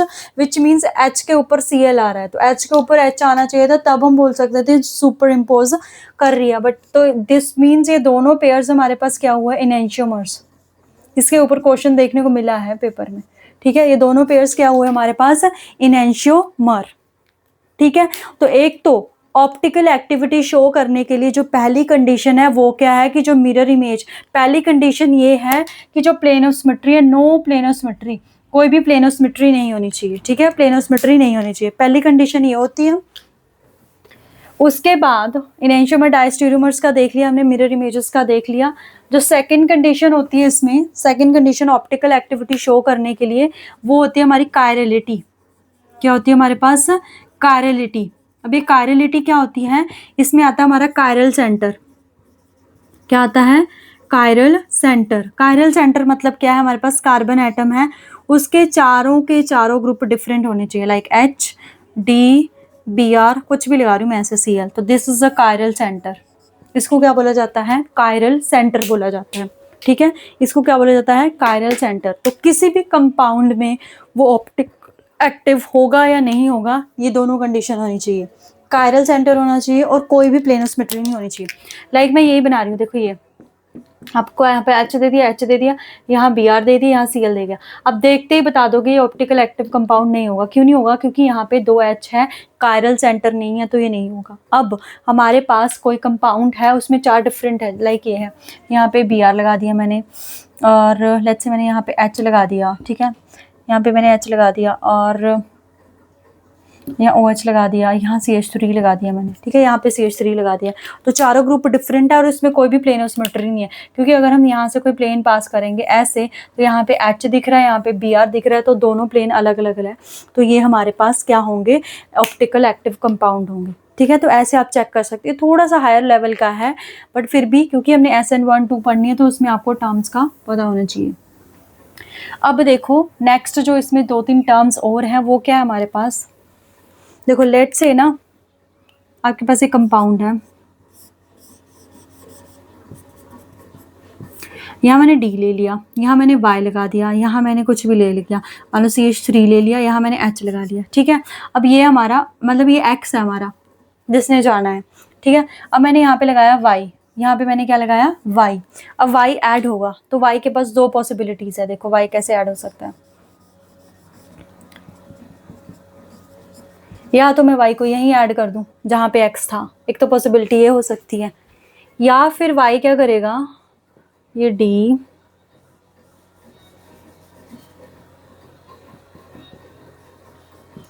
यहाँ पे H है ना, या फिर Y को मैं ऐसे आगे की तरफ ऐसे यहाँ पे ऐड कर दूं, ठीक है। तो देखो जहाँ पे X था वहीं पे मैंने Y ऐड कर दिया, तो इसको बोला जाता है रिटेंशन। इसको क्या बोला जाता है, रिटेंशन। कॉन्फ़िगरेशन में रिटेंशन हुई है, मतलब जहां हमारा X था, जहां हमारा पहले से ही हैलोजन एटम था, वहीं पे न्यूक्लियोफाइल आके अटैच्ड हो गया, वो होगी रिटेंशन। अब उससे बिल्कुल उल्टी साइड आके ऐड हुआ है, उसको बोला जाता है इन्वर्जन। उसको क्या बोला जाता है, इन्वर्जन। उसको बोला जाता है इन्वर्जन। तो ठीक है, ये हमारा A कंपाउंड मतलब A बने या फिर B बने। तो इफ देखो इस रिएक्शन से अगर A बनता है तो हम बोलते हैं रिटेंशन हुई है, तो हम क्या बोलते हैं, रिटेंशन हुई है। अगर B बनता है तब हम बोलते हैं इन्वर्जन हुई है। अब अगर A और B दोनों बन गए 50-50% में, A और B दोनों बन गए 50-50% में, तब हम बोलते हैं रेसिमाइजेशन हुई है। तब हम क्या बोलते हैं, रेसिमाइजेशन हुई है। और जहाँ पे भी A और B 50-50% में बन गए, वो होगा ऑप्टिकल इनएक्टिव। वो क्या होगा, ऑप्टिकल इनएक्टिव। वो सब्सटेंस क्या होगा, ऑप्टिकल इनएक्टिव। ये बहुत इंपॉर्टेंट चीज़ है। ये हमारा हैलोजन एटम जहाँ है वहीं पे अपकमिंग न्यूक्लियोफाइल लग रहा है तो रिटेंशन, उससे अलग साइड पे लग रहा है इन्वर्जन। अगर दोनों बन रहे हैं तो रेसिमाइजेशन, क्योंकि ये SN1 और SN2 में यूज़ होगा। ये हमारे पास SN1 और SN2 में यूज़ होगा। तो आई होप ये जो स्टीरियो केमिस्ट्री वाला एस्पेक्ट है ये आपको समझ में आया होगा। ठीक है, अब हम SN1 और 2 को समझते हैं, वहाँ पे कैसे कैसे इसको यूज़ होगा, तब आपको ज़्यादा समझ में आएगा। देखो फिर अब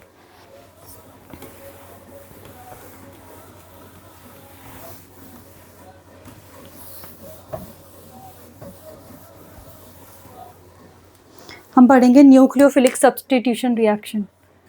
क्या पढ़नी है हमने? Nucleophilic substitution reaction.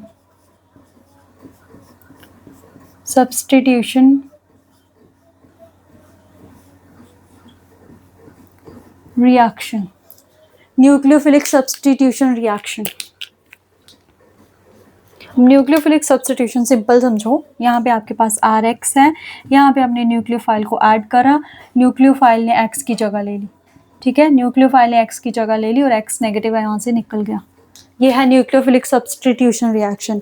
Very very important, आप डिफरेंसेस समझना है इसको। ठीक है, 2 तरह की होती है ये, SN1 और SN2। SN1 SN2 न्यूक्लियोफिलिक, इसको बोला जाता है यूनिमोलिक्यूलर। यूनिमोलिक्यूलर और इसको बोला जाता है बायोमोलिक्यूलर।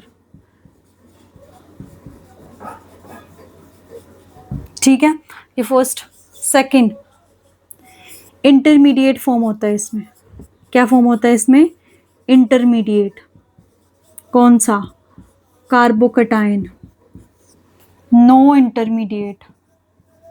इस रिएक्शन में कोई भी इंटरमीडिएट फॉर्म नहीं होता है। थर्ड पॉइंट, इसमें ट्रांजिशन स्टेट बनती है। क्या बनती है इसमें? Transition state. क्योंकि यहाँ पे इंटरमीडिएट बन रहा है तो यहाँ पे नो ट्रांजिशन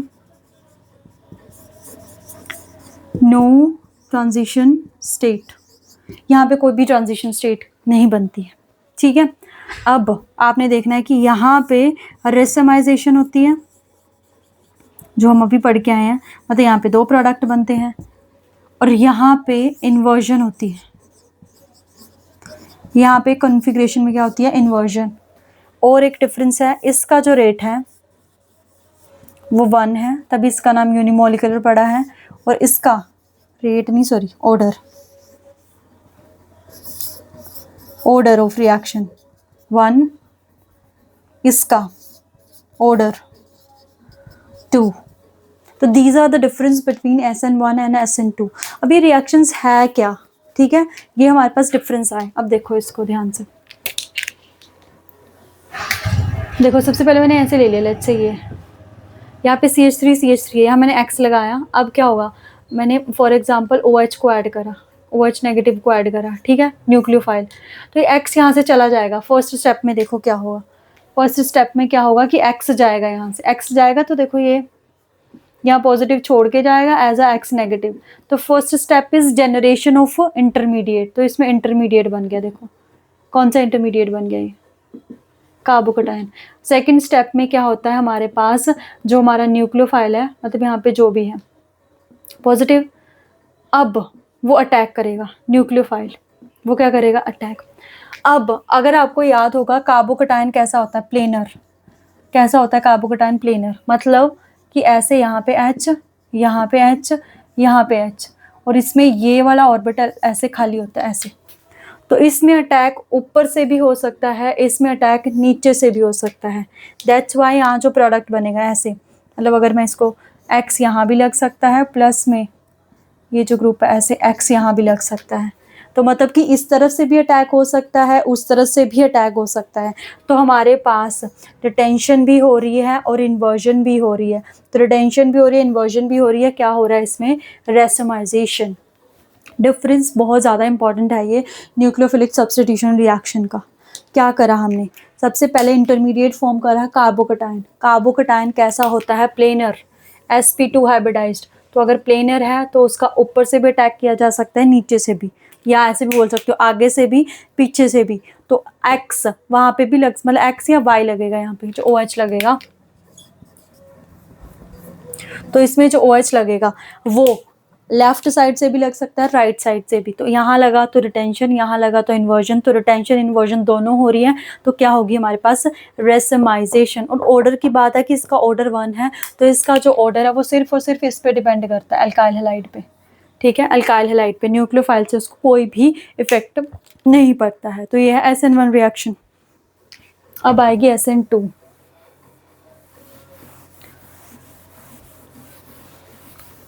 अब क्या आएगी SN2। देखो SN2 में क्या होगा, लेट्स से मैंने ऐसे ले लिया यहाँ पे X, यहाँ पे न्यूक्लियोफाइल। तो इसमें देखो क्या होगा, क्योंकि ये वाला बॉन्ड जो है वो ब्रेक होगा, H मतलब ये जो भी है लगा हुआ, ये बॉन्ड यहाँ से ब्रेक हो रहा है X, और यहीं पे लगा दो चाहे इसको कि यहाँ से ये न्यूक्लियोफाइल का बॉन्ड बन रहा है, यहाँ से ऐसे ये बन गई इसमें ट्रांजिशन स्टेट। अब क्योंकि इसमें न्यूक्लियोफाइल को अटैक करना है, तो इसमें तो X पहले लगा हुआ है ना, तो न्यूक्लियोफाइल जहाँ पे X है वहाँ से तो अटैक नहीं कर सकता है, क्योंकि वहाँ उसको क्या दिखेगी, स्टेरिक हिंड्रेंस। क्या दिखेगी, स्टेरिक हिंड्रेंस। तो वहाँ से तो वो अटैक नहीं करेगा, तो अटैक कहाँ से होगा, बैक साइड से। कहाँ से अटैक होगा, बैक साइड से। तो बैक साइड से अटैक होगा तो क्या होगी, इन्वर्जन। क्या होगी, इन्वर्जन। देयरफॉर यहाँ पे क्या है, इन्वर्जन। क्योंकि इसमें दोनों एक ही स्टेप में रिएक्शन हो रही है, तो यहाँ पे रिएक्टेंट अल्काइल हैलाइड भी है, न्यूक्लियोफाइल भी है, तो जो ऑर्डर है रिएक्शन का वो क्या आ जाएगा, 2। ऑर्डर क्या आ जाएगा रिएक्शन का, 2। ठीक है। अब इसमें एक मोस्ट इंपॉर्टेंट चीज़ ये है कि SN1 में क्या बन रहा है, इंटरमीडिएट। तो हमारे पास tertiary carbocation, secondary carbocation, primary carbocation. तो अगर आपके पास कोई भी टर्शरी कार्बोकटायन है, टर्शरी अल्काइल हैलाइड है, वो SN1 देगा। और यहाँ पे बात की जाए प्राइमरी, सेकेंडरी, क्योंकि यहाँ पे स्टेरिक हिंड्रेंस होती है, टर्शरी। तो यहाँ पे मतलब जो टर्शरी वाला है हमेशा SN1 देगा, प्राइमरी वाला SN2 देगा, सेकेंडरी डिपेंड करता है कि क्या है उसके पास। ठीक है, तो ये था SN1 और SN2 के बारे में। अब देखो इसको कुछ एक क्वेश्चन करते हैं ताकि आपको क्लियर हो मैंने क्या क्या बताया आपको।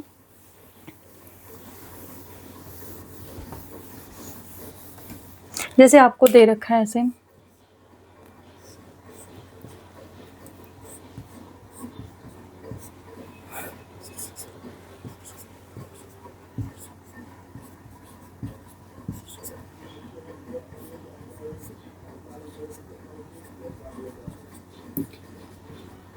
ये उससे बोला है कि SN1 का ऑर्डर लगाओ।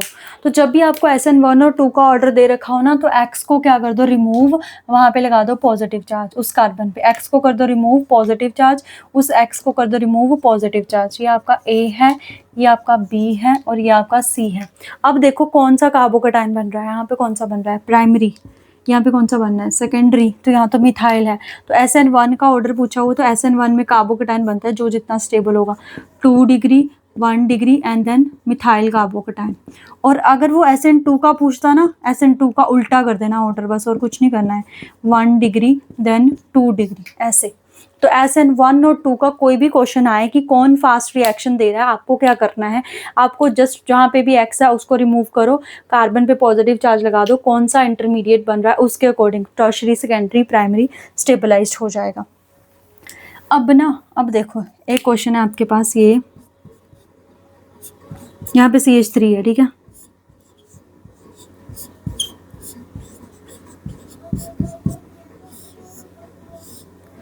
यहाँ पे X है, ठीक है, ये आए कि CH3 है। अब हमने क्या करा, यहाँ से X को रिमूव करा, SN1 का ही ऑर्डर लगाना है, यहाँ पॉजिटिव आ गया।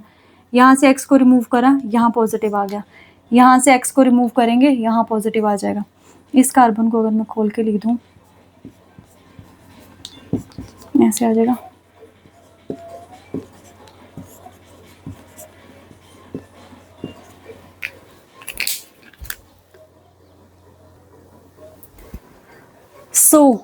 हमने वही मैंने क्या बताया हुआ, ये बन रहा है टर्शरी कार्बोकटायन, ये टर्शरी कार्बोकटायन। अब अगर आपको कार्बोकटायन का आइडिया नहीं है तो आप इसको भी प्राइमरी बोल दोगे और इसको भी प्राइमरी बोल दोगे और क्वेश्चन हो जाएगा गलत। ये मैंने अभी आज की क्लास में बताया, ये प्राइमरी नहीं होगा, ये हमारा बेंजाइल कार्बोकटायन होगा। ये कौन सा कार्बोकटायन होगा, बेंजाइल। और ये कौन सा होगा, एलाइल। ये कौन सा होगा, एलाइल कार्बोकटायन। तो ये तो सबसे ज़्यादा स्टेबल होता है।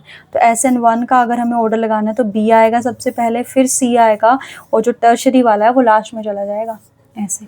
और अगर SN2 का लगाना होगा वो उल्टा हो जाएगा। ठीक है, इंपॉर्टेंट है ये क्वेश्चन ऐसे। अब देखो और कैसे आ सकता है SN1 और 2 का क्वेश्चन, और आ सकता है ऐसे, मतलब ऐसे यहाँ पे सेम ही है, यहाँ पे I लगा दिया उन्होंने, यहाँ पे उन्होंने Cl लगा दिया और यहाँ पे उन्होंने Br लगा दिया, मतलब आपके कार्बोकटायन सेम ही है, टर्शरी टर्शरी टर्शरी। अब इन पे डिपेंड कर रहा है आपका SN1। तो देखो जो जितनी जल्दी जाएगा, जो I है as a good living group, ये क्या हमारे पास गुड लिविंग ग्रुप, तो अगर ये गुड लिविंग ग्रुप है तो ये जल्दी जाएगा, यहाँ पे कार्बोकटायन जल्दी बनेगा, तो जल्दी बनेगा तो आयोडीन वाला फास्ट, उसके बाद ब्रोमीन वाला और लास्ट में क्लोरीन वाला, तो ये हमारे पास ऑर्डर हो जाएगा।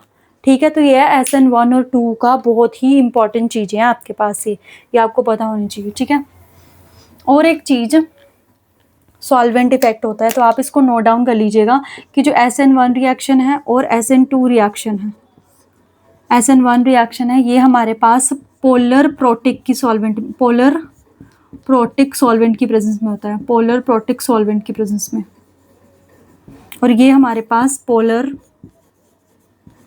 एप्रोटिक, पोलर एप्रोटिक सॉल्वेंट की प्रेजेंस में होता है। ठीक है, जस्ट इसको मार्क डाउन कर लीजिएगा आप, मतलब इसकी डिटेल में जाने की जरूरत नहीं है। देखो पोलर प्रोटिक सॉल्वेंट पता कौन से होते हैं, पोलर प्रोटिक सॉल्वेंट आदू सॉल्वेंट, मतलब कि जिसमें हमारे पास मतलब जो H पोलर प्रोटिक वो है ना जो H पॉजिटिव को डोनेट कर सके, जिनके पास H होता है, H डोनर, और ये जो डोनर नहीं होंगे, मतलब सॉल्वेंट पे। इस पे क्वेश्चन है, देखो ये बहुत डिटेल में जा चुकी हूँ मैं, तो इसमें क्वेश्चन सीधा ही आ सकता है कि कौन से सॉल्वेंट की प्रेजेंस में होगा, SN1 या फिर SN2, SN1 पोलर प्रोटिक और SN2 पोलर एप्रोटिक सॉल्वेंट। ठीक है, तो ये था सब्सटीट्यूशन रिएक्शन के बारे में। अब ऐसे ही ना एलिमिनेशन रिएक्शन भी आती है हमारे पास, वो भी कंफ्यूज करती है। अब देखो आपके पास है ये, यहाँ पे H, यहाँ पे H, यहाँ पे H, यहाँ पे H, यहाँ पे Br, उसके बाद यहाँ पे H in the presence of alcoholic KOH, क्या लिख दिया यहाँ पे KOH, तो OH नेगेटिव आएगा ना, मतलब यहाँ से, तो OH नेगेटिव तो न्यूक्लियोफाइल भी एक्ट कर सकता है, बेस भी एक्ट कर सकता है, न्यूक्लियोफाइल भी एक्ट कर सकता है, बेस भी एक्ट कर सकता है। तो now how we can decide that कि एलिमिनेशन रिएक्शन होगी या फिर सब्सटीट्यूशन रिएक्शन होगी। ठीक है, हम कैसे डिसाइड करेंगे कि हमारे पास एलिमिनेशन रिएक्शन होगी या फिर सब्सटीट्यूशन रिएक्शन होगी हमारे पास। ठीक है, हम कैसे डिसाइड करेंगे एलिमिनेशन रिएक्शन होगी या फिर सब्सटीट्यूशन रिएक्शन होगी। देखो सब्सटीट्यूशन के लिए OH नेगेटिव यहाँ पे सब्सटीट्यूट भी हो सकता है। ठीक है, या फिर इसमें क्या हो सकता है कि बेस है H को ले जाए यहाँ से, यहाँ पॉजिटिव चार्ज आ जाएगा, नहीं सॉरी H को ले जाएगा ना तो नेगेटिव चार्ज आ जाएगा, Br यहाँ से निकल जाएगा, यहाँ पॉजिटिव चार्ज आ जाएगा, तो दोनों में डबल बॉन्ड आ जाएगा, तो ये रिएक्शन भी तो हो सकती है, तो ये रिएक्शन भी हो सकती है। तो अब हम कैसे डिसाइड करेंगे, देखो मैं यहाँ पे आपको एक इंपॉर्टेंट चीज बताने वाली हूँ, उसको नोट डाउन कर लेना। एलिमिनेशन वर्सेस सब्सटीट्यूशन कैसे डिसाइड होता है, यहाँ पे है एलिमिनेशन कि आपकी एलिमिनेशन होगी या सब्सटीट्यूशन, या फिर सब्सटीट्यूशन, क्योंकि दोनों का रिएजेंट और सब कुछ सेम है। तो देखो सबसे पहले तो जो हमारे पास एक न्यूक्लियोफाइल, एक सेम ही चीज़ या तो न्यूक्लियोफाइल एक्ट कर सकती है या बेस एक्ट कर सकती है। ठीक है, अगर वो बल्की होगा ना, बल्की क्या होगा हमारे पास, बल्की, तब वो बेस एक्ट करेगा, तब वो बेस एक्ट करेगा। तो जब भी कोई बेस एक्ट करता है ना तो एलिमिनेशन होगी। जैसे मान लो ये हमारे पास रिएक्शन, मैंने ये लिख दी R, यहाँ पे लगा दिया मैंने X, यहाँ पे मैंने लिखा टर्शरी ब्यूटॉक्साइड, यहाँ पे ना टर्शरी ब्यूटॉक्साइड ना, ब्यूटाइल ग्रुप, और यहाँ पे O नेगेटिव लगा दी यहाँ पे, तो O नेगेटिव ये न्यूक्लियोफाइल भी एक्ट कर सकते हैं। Tertiary butyl is a very bulky group, तो ये बहुत ही ज़्यादा बल्की ग्रुप है, तो ये क्या एक्ट करेगा, ये बहुत ज़्यादा बल्की ग्रुप है, तो ये एलिमिनेशन करवाएगा, ये बेस एक्ट करेगा, क्या एक्ट करेगा, ये बेस एक्ट करेगा, तो यहाँ पे क्या होगी एलिमिनेशन, तो यहाँ पे क्या होगी एलिमिनेशन। पहली तो ये चीज़, ठीक है। उसके बाद जो KOH है, क्योंकि ये तो ना ज़्यादा बल्की है ना ही ज़्यादा वो है, हम कैसे डिसाइड करेंगे, तो अगर एल्कोहलिक KOH है और एक होता है एक्वस KOH, तो अगर अल्कोहलिक KOH है तब वो बेस की तरह एक्ट करेगा, अगर वो एक्वस KOH है तब वो न्यूक्लियोफाइल की तरह एक्ट करेगा। तो अगर न्यूक्लियोफाइल की तरह एक्ट कर रहा है तो सब्स्टिट्यूशन रिएक्शन, बेस की तरह एक्ट कर रहा है तो एलिमिनेशन रिएक्शन। पहले तो डिपेंड करता है कि हमारे पास जो अटैकिंग रिएजेंट है वो कैसा है, उसके अकॉर्डिंग हम एलिमिनेशन और सब्स्टिट्यूशन रिएक्शन करते हैं। ठीक है, पहला डिफरेंस तो ये हो गया। नेक्स्ट देखो, जो प्राइमरी अल्काइल है हमारे पास, प्राइमरी अल्काइल हैलाइड, प्राइमरी, यहाँ लिख रही हूँ मैं, प्राइमरी अल्काइल हैलाइड। ठीक है, प्राइमरी अल्काइल हैलाइड वो हमेशा SN2 से ही जाएगा हमारे पास। किससे जाएगा? SN2 से ही जाएगा, जो हमारे पास प्राइमरी अल्काइल हैलाइड है। क्योंकि इसमें जो हमारे पास कार्बोकटायन बनेगा वो तो हमारे पास, मैं बात करूं कि प्राइमरी बनेगा तो प्राइमरी जो कार्बोकटायन है वो हमारे पास कोई स्टेबल नहीं बनता है।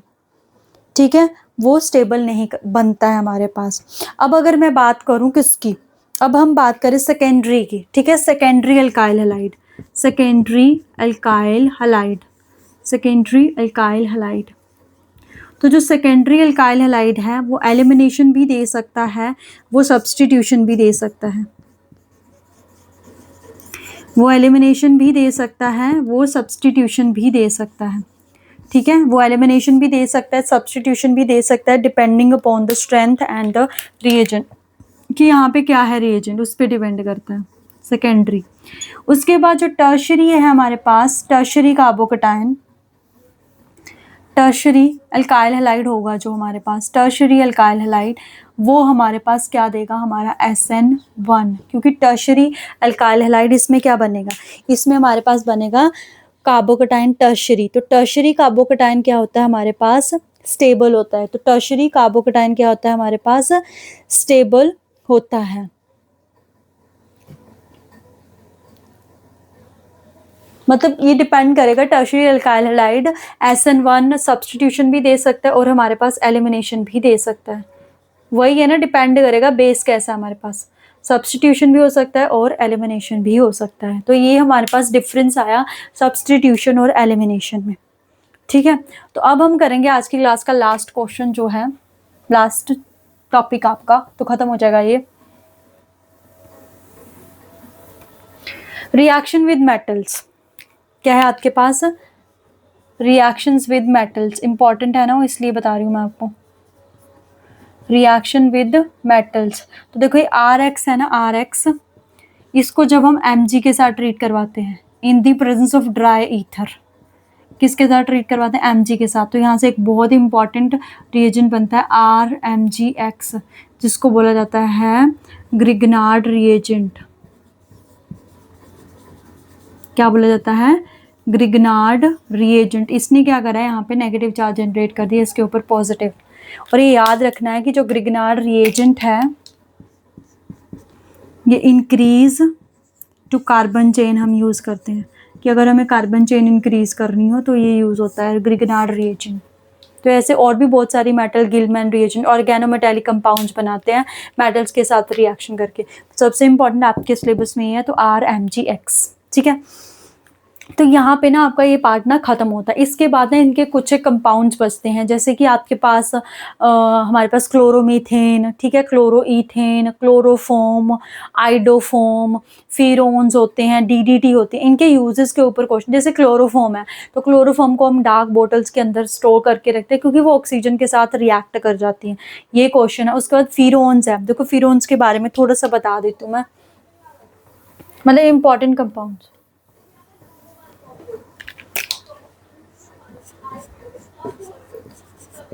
फ्रीऑन्स, देखो फ्रीऑन्स ये क्या है हमारे पास, हैलोजन कंपाउंड्स है। F for freons, F for fluorine, तो मतलब ये फ्लोरीन के कंपाउंड है। किसके कंपाउंड है ये, फ्लोरो कंपाउंड्स है। ठीक है, इसके ऊपर क्वेश्चन पता कैसे फॉर्म हो सकता है कि ये, इसके लिए हम कौन सी रिएक्शन यूज करते हैं इसको बनाने के लिए, तो इसके लिए रिएक्शन की जाती है स्वॉर्ड्स रिएक्शन। तो वही थी इसको प्रिपेयर करने के लिए, स्वॉर्ड्स रिएक्शन, जो कि कैसी रिएक्शन है, halogen exchange, halogen exchange reaction है। और ये यूज़ किया जाता है रेफ्रिजरेंट में, रेफ्रिजरेंट, फ्रीज़र में, मतलब कि हमारे पास जो गैस होती है वो यही होती है, क्लोरोफ्लोरोकार्बन्स हमारे पास। ठीक है, तो इसको आपको जो भी है बाकी जो इंपॉर्टेंट कंपाउंड है उसके रिटन नोट्स आपको मिल जाएंगे अगर आप परचेज करते हो, क्योंकि उनके ऊपर ऐसा कोई क्वेश्चन नहीं, थ्री थ्री सा पार्ट है, तो वो मैं यहाँ पे डिस्कस नहीं करने वाली हूँ। मेन था आपका इंपॉर्टेंट जो रिएक्शन वाला पार्ट था वो हमने यहाँ पे डिस्कस कर लिया है। तो आई होप आपको चीज़ें समझ में आई होंगी। आज के लिए इतना ही, बहुत ही जल्दी नेक्स्ट वीडियो में मिलेंगे। Thank you so much, happy learning.